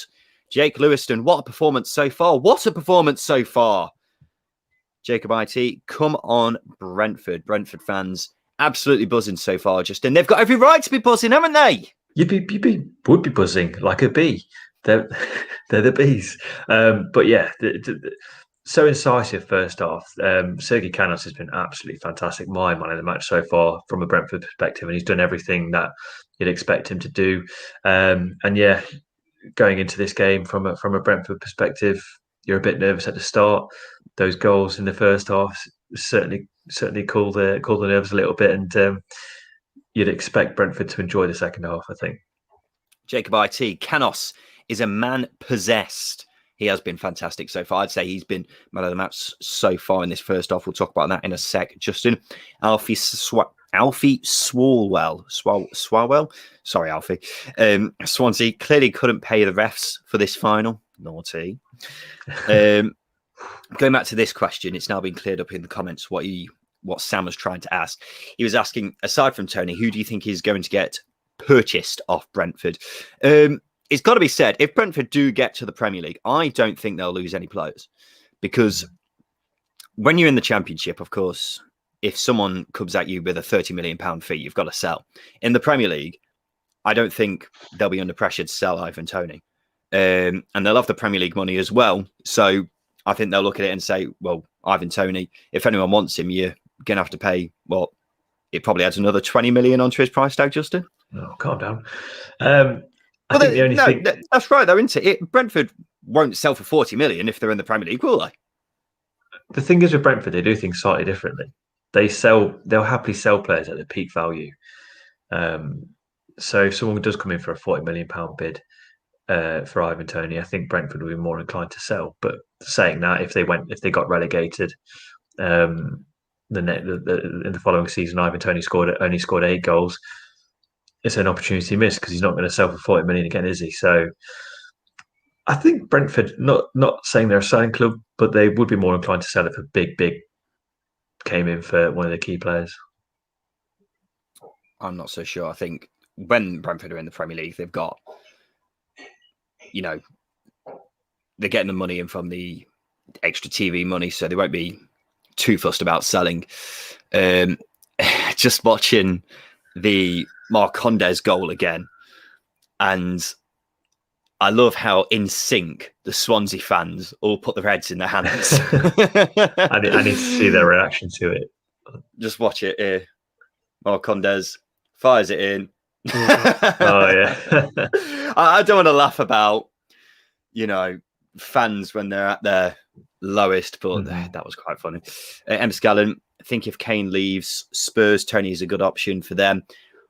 Personally, I don't think Harry Kane will leave Spurs, but if he does, then Ivan Toney has been linked, and I think that would make sense. There's an effort from Ivan Toney again. Christ almighty. That would have been game, set, and match, wouldn't it, if that went in?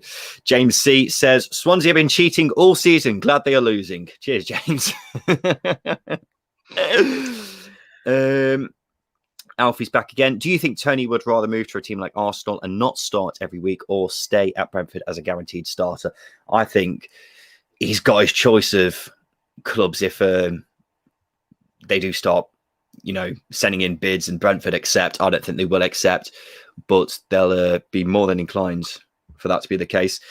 I got Brentford plus over 9.5 corners. You think we can get 7 or more?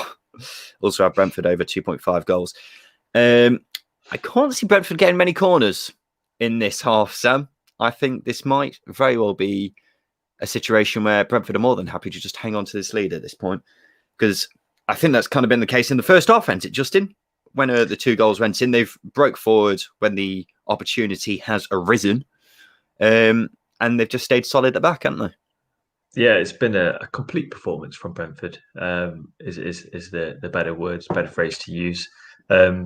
Very solid at the back, as you say, but going forward on the counter attack, building attacks, taking players on and getting balls into the box. They've been tremendous. They really have, and it's been not like a normal final from a team, from any team. I think they've really played without any fear whatsoever, and I think the early goal especially, because it came from nothing. Let's be honest, that ball from Canos is just that good.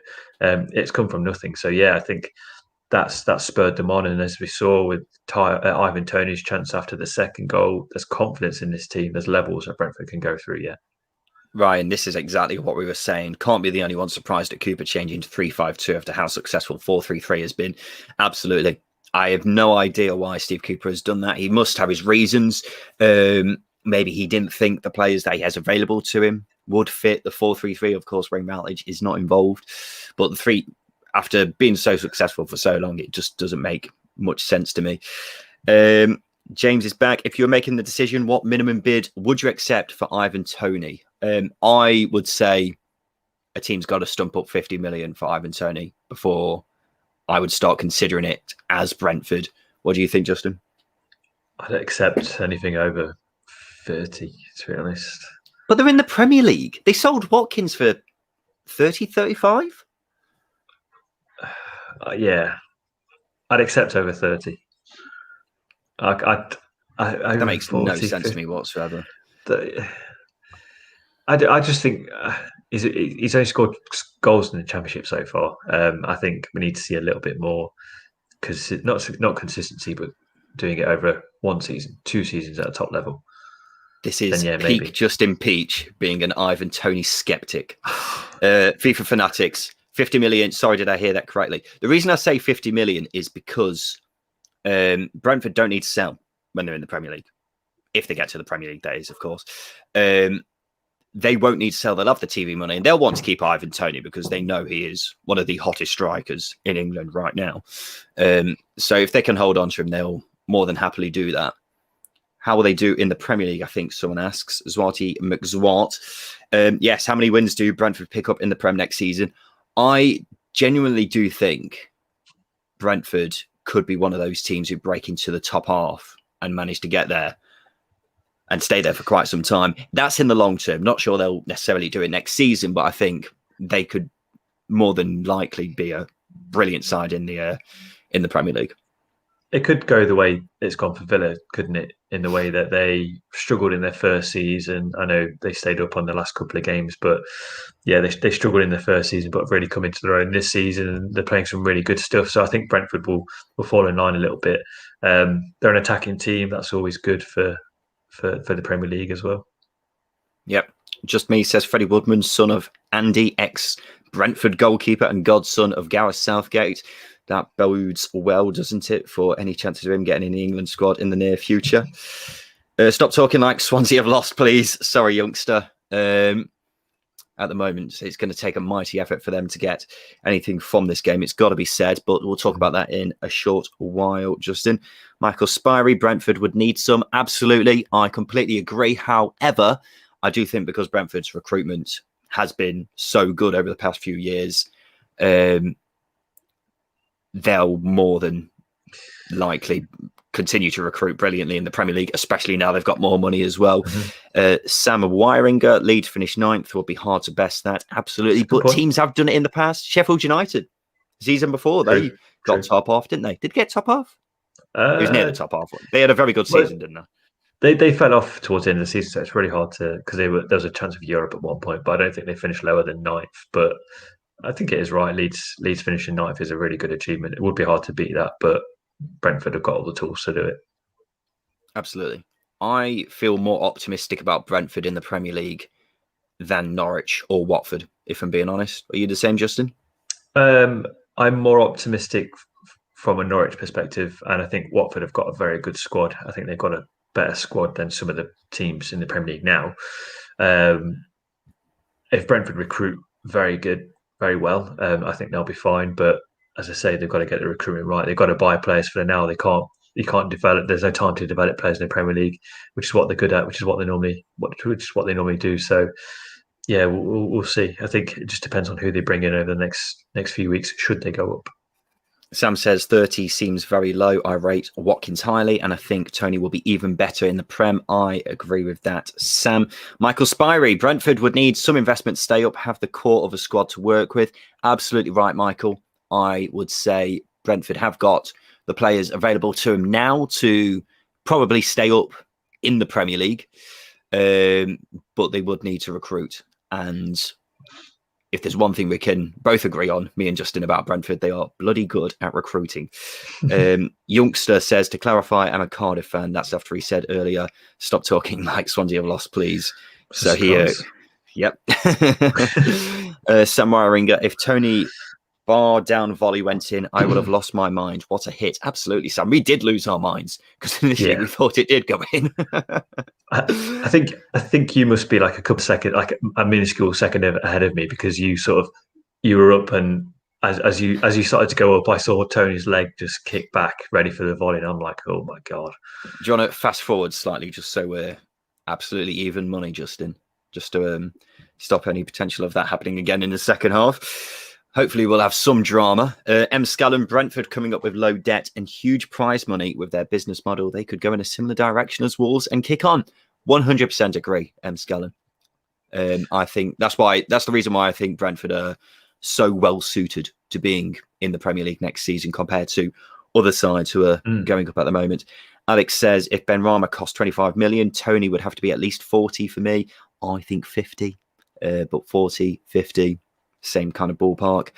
And the game is just about to kick off again. So, Sam, last question, lost one. Thanks for all the answers. Prediction for the Champions League final later today. There's a Champions League final going on. I would say Man City to win, but I wouldn't rule out Chelsea. I do think Man City are just a very good team, aren't they? Game has kicked off again. Fantastic news. Tyler, I'm happy but still scared because this is the Championship. Cardiff fan. I imagine as a Cardiff fan, you're just as nervous as the Swansea fans out there right now. And final question, Justin, off topic. FIFA fanatics, lads, do you think if West Brom would go straight back up if they got Chris Wilder? That's something we'll talk about in our new episode, FIFA fanatics, but I would feel very optimistic about West Brom if they were to get Chris Wilder.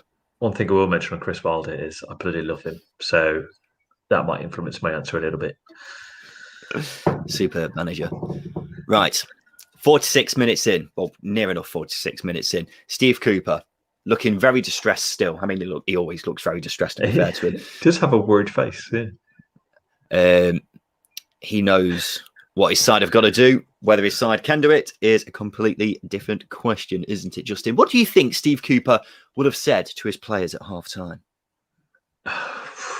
Be more organised, communicate a little bit more. I think those things were missing. Quite easy for me to say, well, the TV's on mute, got no idea what they're saying on the pitch, but there's clearly a lack of something. That lack of something has been organisation, a bit of tempo, and oh my god, Andre Ayew! That is a massive chance. I think it was just a bit too far ahead of him. I might be being kind to him there. Here we go. This is again Connor Roberts with a fantastic ball in. I'm not sure if he should have done better there, Justin. I think he's got to put it in, but it's between the centre halves and he's got to it late. But just back on Steve Cooper and what he would have said, he would have wanted a quick start, and that's the quick start that they've got. Pontus Jansson asleep there. Massive chance for Swansea. That's exactly the kind of thing you want to see as a Swansea fan in the first 2 minutes of the second half after that first half. If they managed to get a goal, if they managed to get that goal, then that would have made this a very interesting 45 minutes. It's quite a fan gammon thing to say, but perception-wise, just showing a little bit of fight. And what I mean by that, I thought you were going to say it's a good time to score. Oh no! It's just the ultimate rubbish cliche. When's a bad time to score? I ask you. It's a good point. I hate scoring in the first minute. I think a bad time to score would be if you're 5-0 down and it's in the 90th minute. That is the only sort of occasion. Dalsgaard has a go, but it's Ruslev actually. He has a go and it's a rugby try kind of shot. That's the only time when I can see it being a bad time to score, really. Bargaver's back again. Let's go Brentford. Still on that. Are you surprised that Swansea didn't make any changes at half-time? I would have expected Connor Roberts to come off, but it looks like he's playing slightly further forward in a right midfield, right wing role. Don't know if that suits him because Carl Norton's not the gallivanting, flying fullback that Connor Roberts is. So he's not going to get too much support. But what he has shown is that he can put in a good ball. He definitely can, as we saw in the first couple of minutes of this game. And he's going to launch in a long throw here. It's gone up. Bidwell's had a go. It was a terrible effort, but it's blocked. It's also a terrible ball from him. And a terrible header from Canos. Yeah, Roberts is going to try and let it go out for a corner, but he fails, and Marcondes has a chance to clear, and he does. But Swansea are going to come back again. Are you surprised that Brentford haven't maybe changed the system? They're sticking with the three at the back. No, you thought they might have gone a bit more defensively solid. No, you 2-0 up. There's no reason for Brentford to change the system, but Jamalo's got a chance here. And it's a really bad shot. Terrible effort. But I tell you what, that's the first time that Jamal Lowe's got into the game, and he's turned the play. He's done what he's really good at, which is turning and running and getting towards goal. He's done a really good job there. They get players like him in the game a little bit more. He's a bit of pizzazz Swansea need in that final third. Own goal is a bad time to score, Sam. Sumu says when it's 5-1 and the one is normally a screamer and the scorer can't celebrate. I'll tell you what, that in the very few times I've actually seen a 5-1 kind of game in person, I can only remember two off the top of my head. And in both games, I saw the opposition score a goal of the season contender. It's funny you say that. The one goal that comes to my mind is Derby beat Preston 5-1 back in like 2005, or even earlier than that. And Dixon Atuhu scored one of the best goals I've ever seen live from about 40 yards out when they were 4 or 5-0 down. Sam says I'm definitely celebrating that goal. 50 minutes in then. Brentford 2, Swansea 0 is still the score. Brentford have a goal kick. Ladies and gentlemen, if you are joining us on the second tier watch along, thank you for joining us. It's been great having your interaction and your questions and your thoughts on the game so far. Keep them coming. We'll try to get round to them as soon as we can. Swansea fans trying to encourage their team, trying to show a bit more quality than what we've seen so far. I think the other thing, especially in a game like this, the atmosphere from supporters can sometimes be a little bit poor because you're not usually in your usual groups, are you? In the stadium where you generate an atmosphere. unless your club's very organised and they get it done for you. But I think the early goals from Swansea's perspective takes the life out of it from a supporter. So what is there to sing about? So yeah, create a bit of an atmosphere, get the team going, and should make it a tasty second half. Well, that's all you can do as a Swansea fan at this point, isn't it? Try to spur the team on. They had the AU chance very early on in the second half, which would have maybe gained a bit more optimism than what they would have seen from the first half, to say the very least. Tyler Williams, replying to that 5-1 screamer, I remember when Will Volks scored a good one against QPR while being 6-0 down, and I hoped he would do his backflip. Imagine. You'd get pelters from supporters, wouldn't he? Oh, he'd be ripped on social media. AU is complaining because he's given away a free kick. But nothing really. Yeah, it doesn't really look like too much. It's got to be said. It's a soft one. This is why I say Premier League referees, because I feel like the games in the Premier League, you don't get away with as much. So from a Championship perspective, it's not as full flow, and it's quite frustrating actually. Ivan Toney wins a header, but it's cleared away by Bidwell. And Andre Ayew's offside. Sam says, Championship League is criminally underrated, undercovered, I should say, by the media / social media. You boys are 11 out of 10. Thank you, Sam. That means a lot. I sounded like I was being sarcastic then. Yeah. No, we do actually appreciate that. We try to get as much coverage of the Championship on people's social medias this season. And we seem to be doing a good job by promoting the Championship as the best league of the world. It is the best league in the world and always will be, as far as I'm concerned. It's the European Super League we already have. That's one way of putting it. Sunu says, found your podcast this season and it's a must listen. Hope you have a great break. Any watch-alongs? I don't think we're planning any watch-alongs for the Euros, if that's what you mean, Sumu. I will be in the pub. Mm-hmm. So, I won't be... I don't think we'll be planning any watch-alongs for that time, but we'll still be doing podcasts over the summer, not in their usual kind of setup or usual kind of form. But we'll try to endeavour to still give you content over the summer months. I know other podcasts tend to have 2 months off and just not produce anything, but we're not like that. We're better than that. We've got big plans. Big plans. Big plans. And thank you for the applause. Sam asks, what clubs do you lads support? Justin, who do you support? It's Derby, unfortunately. It's Derby County. I do love them. I speak like I don't, but I do love supporting Derby County. I had a season ticket when I was 8 years old, so gotta love them. Oh, that's a nasty one. I'm not going to do that.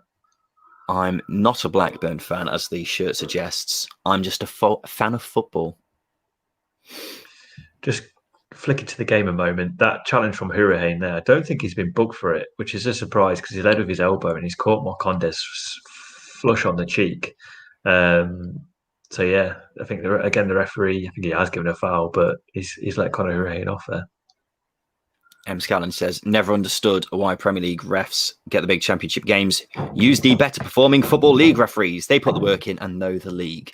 It is a fair point. We keep going back to this, but Jared Gillett did a fantastic job in the Brentford-Bournemouth second leg. Mm-hmm. I think it would have been a surprise if he was given another game, a couple of weeks later. But I do also take the point that Premier League refs probably shouldn't be refereeing a game like this. Well, Sam, I do have a club. I'm just not going to disclose it. Not at liberty to say, oh, you're right.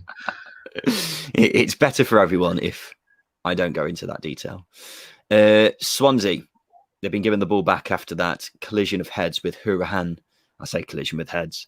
Collision with elbow. Collision with Conor Hurahan's elbow. And I think there's another free kick now for Swansea. Just going back to the referee, he didn't give a foul, which again is a surprise because again Hurahan got away with one there. But it's another chance for Swansea to get the ball in the box, and so far you have to say, other than the David Raya punch from one of the set pieces, Brentford have defended set pieces really, really well. they've defended very, very well in general, haven't they, so far? Yeah. Which is not something we can particularly label at Brentford too often at times to see. That is a terrible ball. When you're a Swansea fan, that is the kind of ball that almost sucks the life out of you, if you know what I mean. Because obviously we can't actually hear the Swansea fans because we're listening to each other. But the Swansea fans were all on their feet there in anticipation of a potential chance, and Conor Hourihane absolutely blows that chance, overhits it, and it goes out for a goal kick. Mm-hmm. Yeah, it's frustrating. It's you could almost hear the gasp, can't you, from here? It's so frustrating because I mean he's a good he's good at set pieces. Referee's not giving anything. No. Brentford have got a chance to break. Brian Mbeumo gives it to Roerslev again. It's a great ball. Still a few Brentford men. Ivan Toney here lays it back to Marcondes, who plays it across to Canos. And this is still a dangerous attack from a Brentford perspective. They're running at the man, plays the ball across, and Mbeumo's there, and he's blasted it over. That was a big chance for Brentford. Big chance. And again, it's Canos on the left-hand side. He does such a good job in getting the ball across. It's a bit of a slow one. I think the pace on the ball would have helped Mbeumo getting the shot off. He's let back quite a bit there, but he's leaned back. It's great. It's great play again. It's great play again from Brentford. Right to left, quickly, incisive play. Canos gets the ball in, and it's a chance. Get your head over it, son. Spoken like a true coach. Got your badges right. Oh dear! But if Mbeumo managed to put that away, then I think that would have been the knockout blow, wouldn't it? I've got to say, when I was looking through the Swansea results and I was counting how many times they've scored 2 goals this season, I think I only saw one time that they scored 3 times this season. I might be wrong. They're not a team that creates an abundance of chances, but they've got one here. Cal Norton's got a chance to ball in. He's way too long. Still plays it across. Still a chance. Oh, Jamal Lowe's flashed it across goal. That was close. Again, Jamal Lowe, get him in the game. Come on.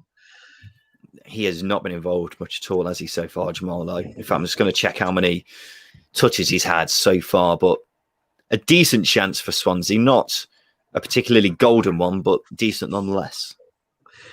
No, absolutely, and it's come from Jamal Lowe and Cal Norton. Although I thought Cal Norton could have got the ball in a little bit earlier. He's waited a bit long for the box to get a bit congested. But Jamal Lowe has been Swansea's best player going forward, and I think he's touched the ball 9 or 10 times. But every time he's touched the ball, it's been something productive. Liam Cullen is coming on for Swansea, which is interesting. A young lad who, I will be honest, hasn't impressed me too much in a Swansea shirt in the very few times that he's played this season. Mm-hmm. Who he's going to come on for, I'm going to guess, is Connor Roberts. That would make sense, wouldn't it? But I'd actually think Connor Roberts has been okay in the second half. He's not been as poor in the first half, but Brentford have got the ball in the final third here. Yeah, Janssen on the ball here. Oh, he's overhit that one. That was, I don't know what he was trying to do there. Goes out for a Swansea goal kick. Just looking at the players who have had the fewest touches so far, one of them is Roerslev. He's had the fewest touches. He's only had 12 in this game so far. And he set up the goal, didn't he? Set up the second goal. So not a bad few touches that he's had. Jamal Lowe is the next one. Who's coming off here then? Cal Norton's coming off. Again, not particularly surprising. That means Connor Roberts is going to be dropping back into right back, I'm guessing, isn't it? Yeah. He's not usually your kind of back 4 right back, is he? But in this situation, it does make sense because he's definitely the kind of player who is very good offensively. Yeah, and I think it's going to get Andre Ayew in the game a little bit more. He's been very isolated centrally. He's gone out to the right now. Gives Roberts a chance to link up with him. Andre Ayew, 5'7", which I only just found out today, leaps like a frog. I don't know. I'm trying to think of something that leaps really high. But he gets up well for a man who's 5'7". I'd say a frog is a perfectly good synonym there. Roerslev, I say synonym, it's simile, isn't it? I'm getting my English dialect mixed up. Don't worry. Roerslev has won a corner for Brentford. That's one for Sam, who's trying to get over 9.5 corners in this game. You guys not ambushing Bloom today? I presume he's live streaming. Yeah, of course he is. That's a stupid question. Of course he is. I haven't seen if he is, but I'll be very surprised if he's not. Yeah, this game's got something going on, so there's no need to. Yeah. We're only ambushing him in the second leg of the Swansea-Barnsley game when that game looked to be all but said and done. There's a set piece from Boomer. And Boomer plays it in. And it's a dangerous ball. No one's there. Ethan Pinnock's still there. It's blocked. And I think it's been blocked by his own player, hasn't it? It's been blocked by Janssen, hasn't it? It's taking the wind out of him. Where's that? It's him. I think it's hit him in his side, right in the rib cage. Was it? Oh, hit him right in the chest. I think it's hit him in the face. Don't know what he's trying there, but I don't think he was even going in, was it? No, it doesn't look like it. No, hit him in the shoulder. Now it's going wide. It's a centre half shot, wasn't it? Ethan Pinnock doesn't score many. No, he doesn't. That's not. If you managed to get one there. Very clever from Janssen, who hasn't been hit in the head, we'll add. Zwarte McZwart, who'll be joining the Championship next season, and how will they do? So far, Zwarte, I'm not sure if I'm saying your name right, but there you go. We've got Fulham, Sheffield United, West Brom. Who's come up? Peterborough and Hull. They're the teams who are joining us so far. The final space is going to be for either Blackpool or Lincoln. Conor Hooverhand has gone off for Swansea. Not a surprise. He's not really been involved in this game at all, has he? No, he's been really poor. Set pieces have been relatively poor, apart from that one in the first half. He's a very good in a midfield three, but he needs an attacking midfielder to do that work for him because he's not one of those types of players who does it himself. So, not surprised that Jan Dander's come on. He's a creative player in the final third, without really posting the numbers so far, but now's a chance to do it. Yeah, absolutely. Jan Dander is definitely a more attacking player. That might also be, I'm going to guess, Conor Hooverhand's last appearance in a Swansea shirt. And Pontus Janssen has just shoulder barged Connor Roberts for no reason whatsoever. Yeah, I just saw that. And he also didn't run off the pitch. He was getting harried by the fourth official there. So, well played, Pontus. Ball's headed out by Pinnock for Brentford, and Swansea have another chance for a long throw. Sumu, I imagine we will be seeing Frank's watch tapping very soon. I just want to make a point on that, and it was very clever from Thomas Frank, but he kept the atmosphere pumping. He kept the idea of they're against us going, and you could argue it might have influenced referee, but I don't think he did. But I think we'll see it in the final 5 minutes, won't we? Swansea have got another corner. This seems to have been their most effective chance so far, most productive way of scoring, or most threatening way of scoring, I should say. I got there in the end. Dander is the one who plays it in. Decent ball, but it's headed out for nothing. Actually, it's not been headed out at all yet. The attack's still on. Jay Fulton's on the ball. Plays it through to Lowe. Gets the ball. Lowe's got a chance to play it in. Good, he's there. Here's Roberts, and it's blocked. Why is Fulton making that challenge? That's nasty.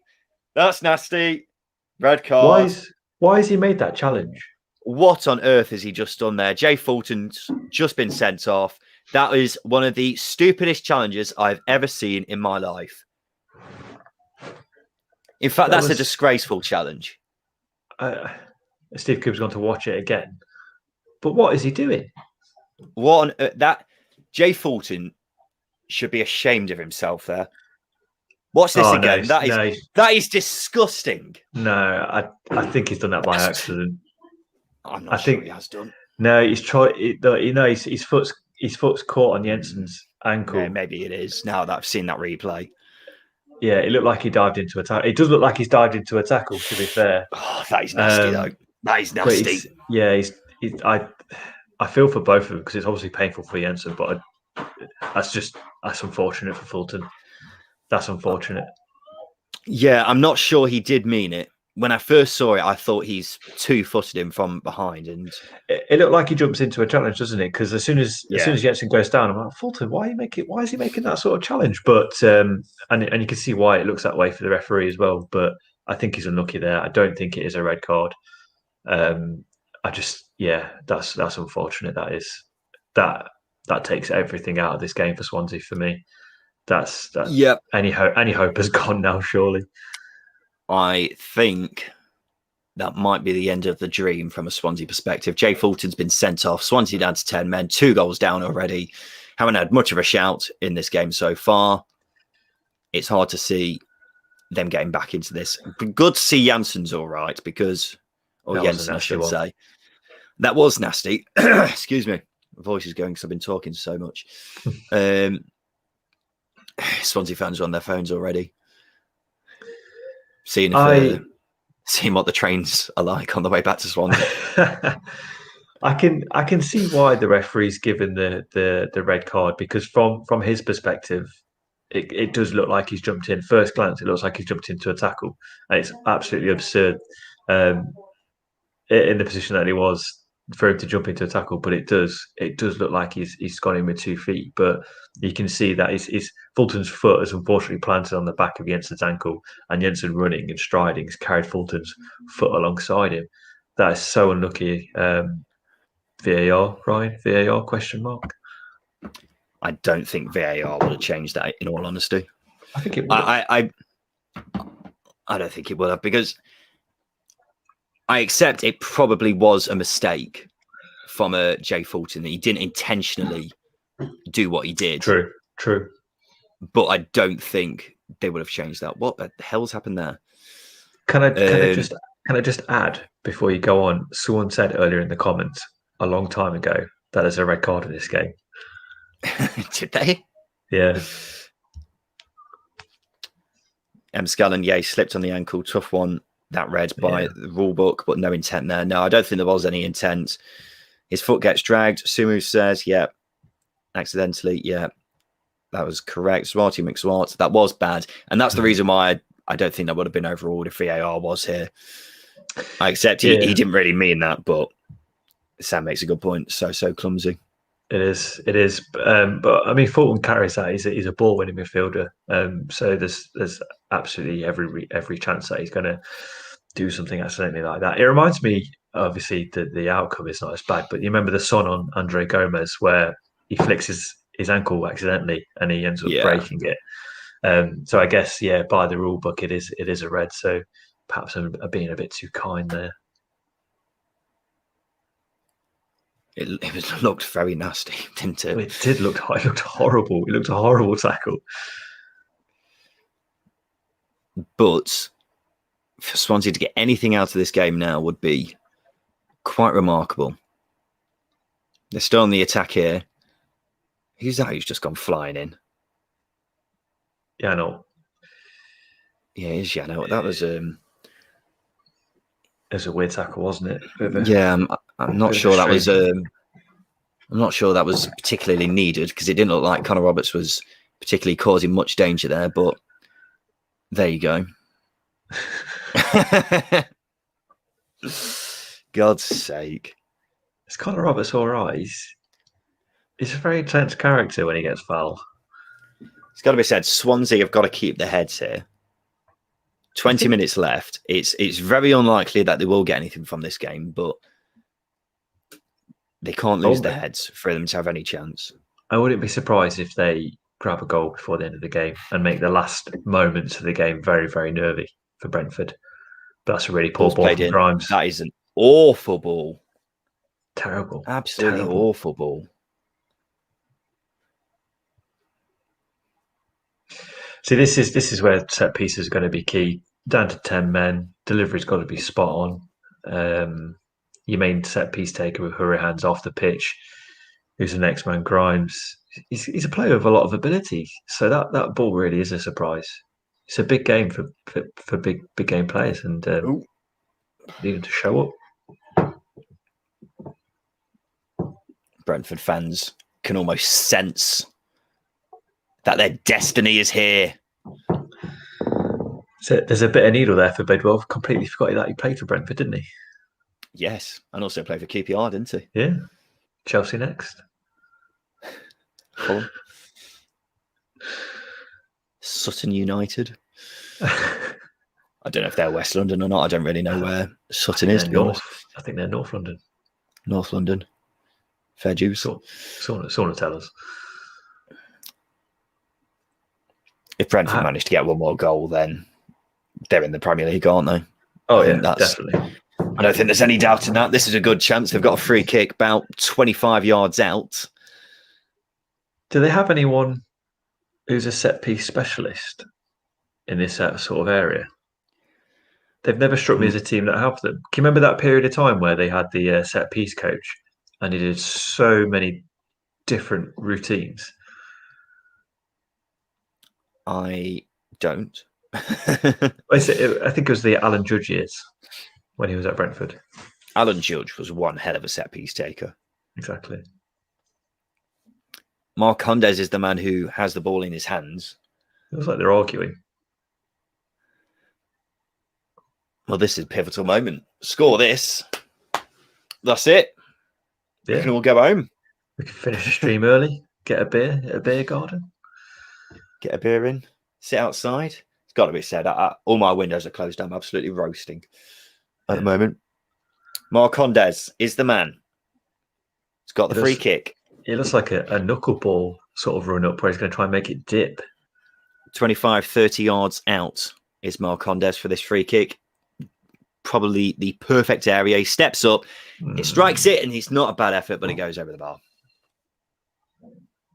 That is one of the hardest techniques, surely, to master. I was watching a video on how you master it. It involves, because David Luiz is very good at it, isn't he? Yeah. It's one of the few things he is very good at. And he was saying you've got to lift the knee as you strike it. And I've tried to do it, but it's very hard to do without dislocating your knee in the process. Interestingly, Brentford are bringing on two very attacking changes. Valerie Janelt has come off for Godos. Yeah. Janelt is very much a holding midfielder. Janelt is a winger/attacker midfielder. Well, Marcus Forss is also coming on for Canos. Canos was, of course, playing at wing-back. And Forss is a striker. So Brentford perhaps sensing blood. Potentially, but I think it's going to help Brentford keep the ball in the final third, having someone like Godos on the pitch. He's very good at retaining the ball. And as well as that, I think having Marcus Forss gives Brentford a little bit more impetus in the box, maybe. And obviously, Mbeumo and Canos going to get balls in the box all the time, aren't they? 15 minutes left of this game. Swansea haven't been out their own half in the past 5 minutes. Yeah, completely. I thought it was Jensen going off. It's Canos, actually, isn't it? Canos has had a great game. A little tease Jensen. I'd argue that he's probably man of the match. I mean, there's plenty of Brentford players who would be up for that award. I don't think any Swansea players can necessarily count themselves in the mix. I think Boom has been terrific as well. But I think Canos has been very, very good. Swansea are trying to get the ball out of their own half. Got the chance now with a Connor Roberts long throw.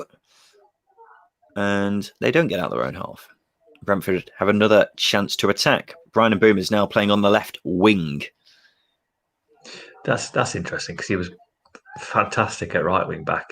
Right wing back, he wasn't really right wing back, was he? He was another right winger against Bournemouth. They were effectively 3-4 in that game, weren't they? I have too many players on the pitch for that formation to work, but you know what I mean. That's right. Your numbers are right. Yes, thank you. Yeah, well done. Brentford have got a throw-in deep into the Swansea half. It's headed out and it'll be a Swansea throw-in. 15 minutes left. Ladies and gentlemen, thank you for... Oh, it's a free kick, is it? Ladies and gentlemen, thank you for joining us on the second tier stream today. We've still got 15 minutes of this game to go. It looks like Brentford are in the Premier League. They've got one foot in, half their bodies in. We're trying to think of a car analogy. They're about to lift up that other foot to put that also in the Premier League. It's like they're at the front door, the key's in the door, they're twisting the key, the handles come down. Just got to step in now. They're in the driving seat, and Swansea haven't even got out the front door yet. Still, they left the keys in the house. Yeah, Swansea have gone back into the house to try and find their wallet. It's got to be said, I have been surprised at how poor Swansea have been in this game. The two legs that we saw in the semi-finals, they looked a completely different side to what we've seen over the past few weeks. But this game, they've very much gone back to the side that we've seen for the past 3 or 4 months of the season, Justin. Yeah, you never think that the big game will affect a team who have been as good in the semi-finals. But as we've seen in previous playoff finals, it does have an impact. I think that having a team like or being as good defensively as Swansea are, they're always going to be more defensive than Brentford were, and that's their game plan, is being more defensive. Going into a final when you see the goal in the first half an hour, I can see Ollie McBurney. Can you? Yeah. Oh yes. Is it Ollie McBurney? That was definitely Ollie McBurney. What's he doing there? Surely he could get a seat in a box or something like that. Depends if they're available. Brentford have just shown the Sky have just shown a Brentford fan who's been watching Brentford since 1946. No, a decent old knock. He saw their last game in the top division, which was in 1946. Okay. Oh, here's another one.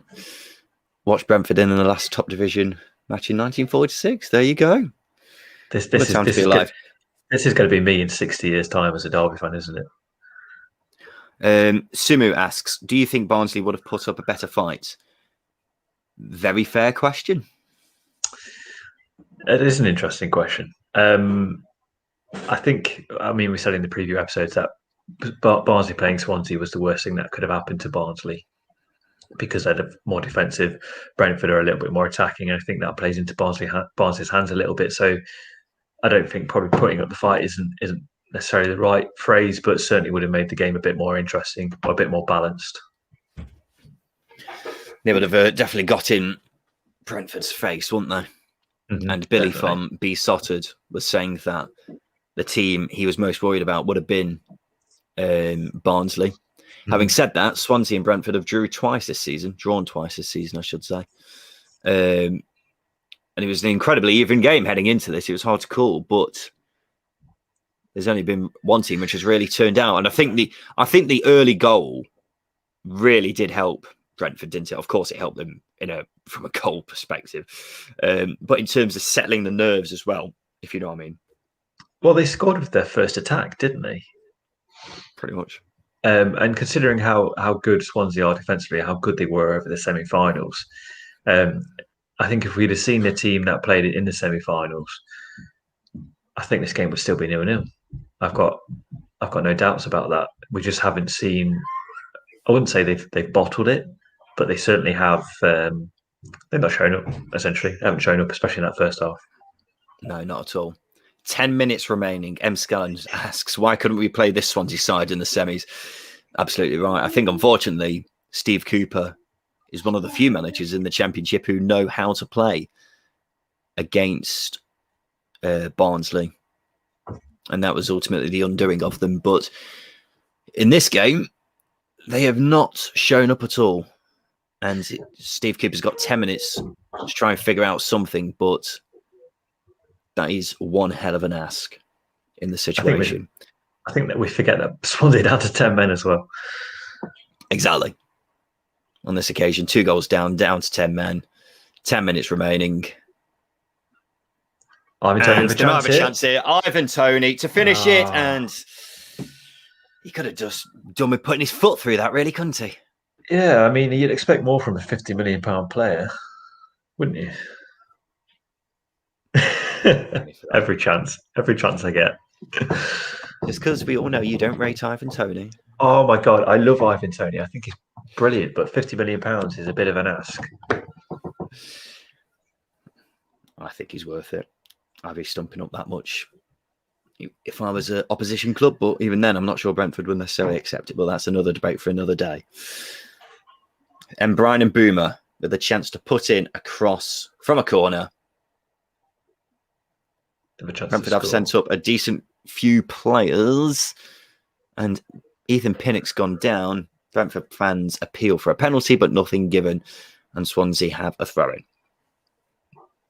It's an incredibly overhit corner, if we're being honest. Let's just see the replay again. A lot of hustle and bustle in the box. Nothing really there. Winston Reid has come on for Brentford. I must have completely missed that. I don't remember him coming on. Yeah, he's come on for Pontus Jansson, probably to ensure that he doesn't implode before the end of the game. Smart move, if you ask me. Yeah. From Thomas Frank. Ryan Manning's also come on for Jake Bidwell at left back for Swansea. Not really pulled up trees, Ryan Manning at Swansea, has he? He was very good at QPR, I thought. Very, very good, I thought. But he's not been better than Bidwell this season, or this half season that he's been there. Ooh, here's a chance. Oh, he's gone down. I'm surprised. No. Did he get the ball? I don't know, but I'm surprised. I was surprised that he didn't put out for a foul, but he must have got the ball. Swansea trying to build something with Ayew. He hasn't got many men in front of him. And he goes down, and Swansea lose the ball, and it's a chance for Brentford to try and attack. Trying to hear something that might be controversial. Hang on a sec. Ruslev attacking down the right-hand side for Brentford, and I'm going to guess he's won a free kick there. No, it's just a throw-in. Wait, what? Really. Ruslev is not very happy. He's getting right in Sean Massey Ellis's face. Yeah, why is that not a free kick? I'm not sure why that wasn't a free kick, but nonetheless, it's a chance to run down the clock, isn't it? It's a chance to run down the clock, and it's a chance for them to launch the ball in with Dalsgaard on the throw. Yeah. It's played in. Ivan Toney's there. Gives it to Godos. Godos has a crack, but it's blocked. And Andre Ayew wins a free kick for Swansea.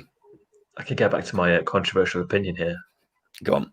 Andre Ayew has been the worst player on the pitch. I don't think that's too controversial, to be quite honest, Justin.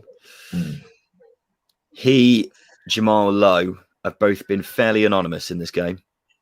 Yeah, but whenever Lowe's got the ball, he's done a little bit, hasn't he?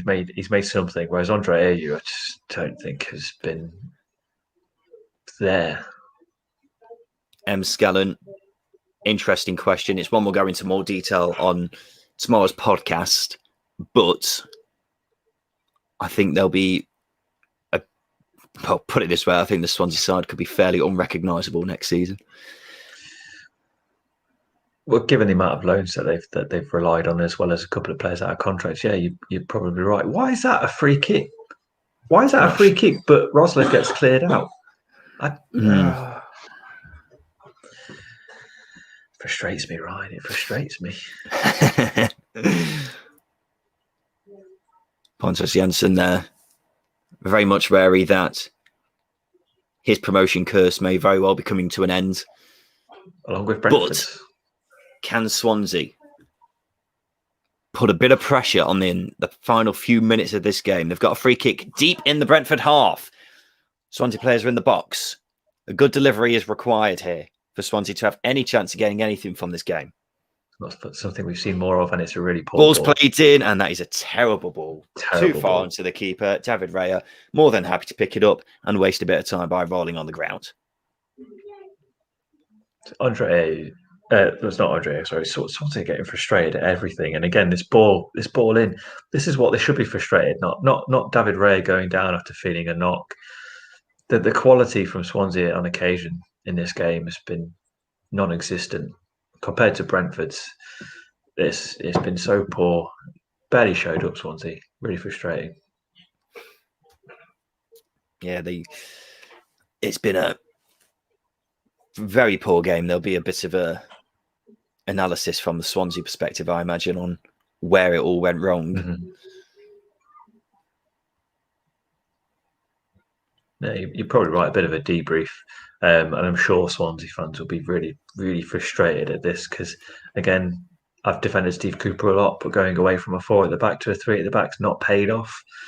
The players on the pitch haven't really turned up either. It's not been a good day all around, and the only thing you can say that is a positive is it's very nice weather. Yeah, the Swansea fans get a nice day out in London. Exactly. But apart from that, you're absolutely right. Swansea have not got much right in this game at all. No, we've got a long throw in here. These haven't even worked out for Swansea. It's played in. It's a decent throw, but it's headed away by Pinnock. But here's a chance for Brentford to break. Tony tries to play it up to Mbuma, but it's cleared away. And Swansea have a chance to break now. Is that Cabango? What's he doing up there? That is Cabango. He's giving away fouls. That's what he's doing. He's giving away fouls. We've got 3 minutes left, ladies and gentlemen, plus injury time. And then Brentford's place in the Premier League will be secure. There's a crisp white jacket there from that Swansea fan. He looks very upset, and rightly so. I imagine there'll be quite a few Swansea fans who are very upset at how this game's gone. It's really not worked out for their team. I mean, the face of that Swansea fan it just panned to there, where I think he's talking to his dad. He's just shaking his head in sort of not frustration, but you can tell they're disappointed. They just haven't rocked up, and it's hard as a supporter to take that because the first couple of goals were so avoidable, so avoidable. It's a different game. Well, it's the biggest game of the season, isn't it? It's, to state the bleeding obvious. Oh, that's a meaty challenge from Gurry. It was. I thought it was 2-footed at one point, but ref didn't see any of it. Perhaps we're a bit soft-right. Modern football, eh? What were we just talking about? From a Swansea perspective, yeah, it goes without saying that this is obviously Swansea's biggest game of the season. Everything comes down to this 90 minutes. And when you play like how they did in the first 20 minutes, then that is obviously very disappointing because they were absolutely atrocious in that first 20 minutes, and it's ultimately cost them the game. In fact, the 70 minutes afterwards haven't been much better, but there you go. There's a chance. Oh, Dan Disguise one, edge of the box. If you managed to test Raya, then it could have been an interesting final few minutes, but that's not the case. And I keep saying this, but I think that's pretty much it, Justin. No, I think as soon as Fulton went off, it was game over, wasn't it? I think that start from Swansea in the second half where Andre Ayew had that chance, if he puts that in, I think we see a different game, big moment like that, and it's not gone Swansea's way, and it's ultimately it's fizzled out very quickly in the second half for him. It's taken the wind straight out of him, and they haven't really laid a glove on Brentford in the last 20 minutes. Brentford fans already celebrating. They can sense the Premier League is near. Is that a free kick? It's not. It's going to be a Swansea throw-in. I think it's a Brentford corner, isn't it? Brentford throw-in. It's Brentford's ball. We're now at 90 minutes. How much injury time is there? 6? Where've you got that from? Even the liner looked at his watch. I'm not sure where 6 minutes has come from, but nonetheless, it just seems to be delaying the inevitable because Brentford fans can sense it. Swansea fans can sense it. The players, they very much know where this game is going. Brentford just going to try and run down the clock in the corner here. Marcondes, who's had a good game. Yeah, he's been very good. You criticised him at the start of the game, didn't you? Did you? Well, he hasn't really done much this season, has he? But he showed up at the crucial moment to score that second goal. You can be terrible all season, but you score in the playoff final, you're a hero. Oh, yeah, absolutely. If anything, it makes up for the whole season, doesn't it? Yeah, definitely. Roberts has a chance to throw it up. They've got 5 minutes, Swansea. They don't have many players up the pitch. This is an issue, isn't it, when you're trying to chase goals? Andre Ayew's the last man, and he's not even the last man. He's not even in his own half. I know. In their half, I should say. Who's this coming on? Bidstrup, isn't it? It's Marcondes who's coming off. He's going to get a big round of applause from the Brentford fans, and rightly so. I'd say he's been one of the men of the match from a Brentford perspective. Absolutely. I think if you well, he's got the man of the match here from Sky, but Canos went off early. If Canos had still been on the pitch, I'd have given it to Canos. Should he have kept up the same intensity as he did? But yeah, I think Marcondes is certainly a worthy recipient of the man of the match, because he's made things tick in Brentford's favour. Mm. He really has. Superb performance from him. We all know he's capable of it. It's just not happened very much this season. And Brentford are more than happy to waste time in the corner. They have just won a corner, though. Marcus Force could be completely anonymous, and then boom, the ball's in the box and he's alive. He's the definition of a poacher, isn't he? Oh, yeah, absolutely. Finish Rob Earnshaw. Just seeing pictures here of the Brentford fans. They're celebrating already. They know what time it is. I mean, when the camera panned to those guys who hadn't seen, who were alive when Brentford were last in the top division, yeah. There's generations of fans who haven't seen Brentford play in the Premier League, or just the top tier in general. Yeah, exactly. That's absolutely. It's very hard to fathom that, really. Well, I imagine those two people who we saw earlier must be the only two people in the whole stadium who have probably seen Brentford in the top division. It's been a long old time. They're, of course, also going to be the 50th team, the 50th Premier League team, Justin. It's too bad Sergio Aguero won't be able to score against them, because he scores against every team he plays against, doesn't he? So it's a club that's ready for the Premier League, isn't it? In terms of the players that they have, in terms of their recruitment, in terms of their model, their academy, not their academy, but their youth system, the ownership, everything. It's a club that we said all the way through last season should be in the Premier League. Sorry, a couple of chances here for Swansea. Yeah, Grimes plays it across to Danda. Danda's going to try and play in a ball. Ayew's there, but it's headed away by Pinnock. And Brentford have another chance to break. No, they don't. It's been defended by Swansea. 2 minutes, though. Here's Lowe. He's got a chance to turn. Plays it across. He's offside, Cabango there. Surely he's offside. Cabango's offside. He's played it wide anyway. Just Me says, Brentford in the Premier League. It feels like football from a parallel universe. I mean, as I say, it's even if they didn't win this game, it was going to come eventually, from my perspective.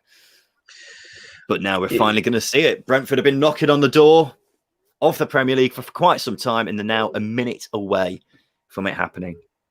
It's only really happened, though, since Thomas Frank was head coach, because under Dean Smith, I don't think they finished in the top half. So I think Thomas Frank deserves a lot of credit for how he's transformed this Brentford team from what was a swashbuckling, attack-only side. Wab Football says, well-deserved Brentford. Rebuild for Swansea. That's something we'll go into more detail on the podcast tomorrow. Wab Football. There's definitely going to be a bit of change at Swansea next season. Not only on the pitch, potentially in the dugout as well. Sumu says, I predict a drastic drop in XG stats in the second tier next season. Yeah, that's right. Brentford have been top of that table for quite some time now. Tyler Williams, congratulations, Brentford. You saved my pride. I'm going to guess he's a Cardiff fan. Now 30 seconds left. And Brentford will be in the Premier League. And the dream will finally be accomplished from a Brentford perspective. Here we go. Brentford fans already celebrating. They're chanting. More than likely saying we are Premier League, and rightly so. Should put subtitles on, really. There we go. And that's it. Brentford are in the Premier League. What a moment for Brentford. What a moment for him. It's stuff of dreams, isn't it? Generations of fans haven't seen the team play in the top tier, and it is little old Brentford. They're not a big club, they're not a huge club, but they've turned themselves into a big club by how they run. And this is a huge moment. They've been building for this moment for years upon years. Not too long ago, they were battling it out in the third and fourth tiers of English football. Now they're finally in the Premier League after, 80 years outside of it. And they managed to get there in the end. 10 playoff finals or 10 playoff campaigns in a row. And they've finally managed to win one. Pontus Jansson's finally managed to break the Pontus Jansson curse. Brentford will be in the Premier League. Brentford will be in the Premier League next season. They're a club who have been made for the Premier League for quite some time, and then now they're finally there. Commiserations to Swansea, because they've had a fine season by their accounts. They've outdone many expectations, really, haven't they? They have. I think we'd have tipped Swansea for a playoff finish, but not for pushing the automatics as close as they did do. I think, Steve Cooper ball might not be the most attractive, but it's the way that he's had to play with the tools that he has and the recruitment that they've had to do under him. So it's a big achievement to get to a playoff final for Swansea, because comparing the quality to Brentford, it's Brentford are miles ahead of Swansea in that department. A couple of years, maybe Swansea might get there, but it's desperation for Swansea, as we can see with Matt Grimes and I think Ben Cabango as well. A couple of tiers, maybe. It was always going to be a tough ask from a Swansea perspective after going 2 goals down in the first 20 minutes. The red card pretty much rubber stamped it, and now Brentford fans can celebrate because they are Premier League. And we'll go into more detail about what this means for Brentford and Swansea on the podcast tomorrow, Justin. There is going to be a lot to talk about. There's going to be a lot of dissecting this game for both sides, really. So make sure you listen to the podcast tomorrow, guys. And we'll go into more detail on it. Justin, final word from you.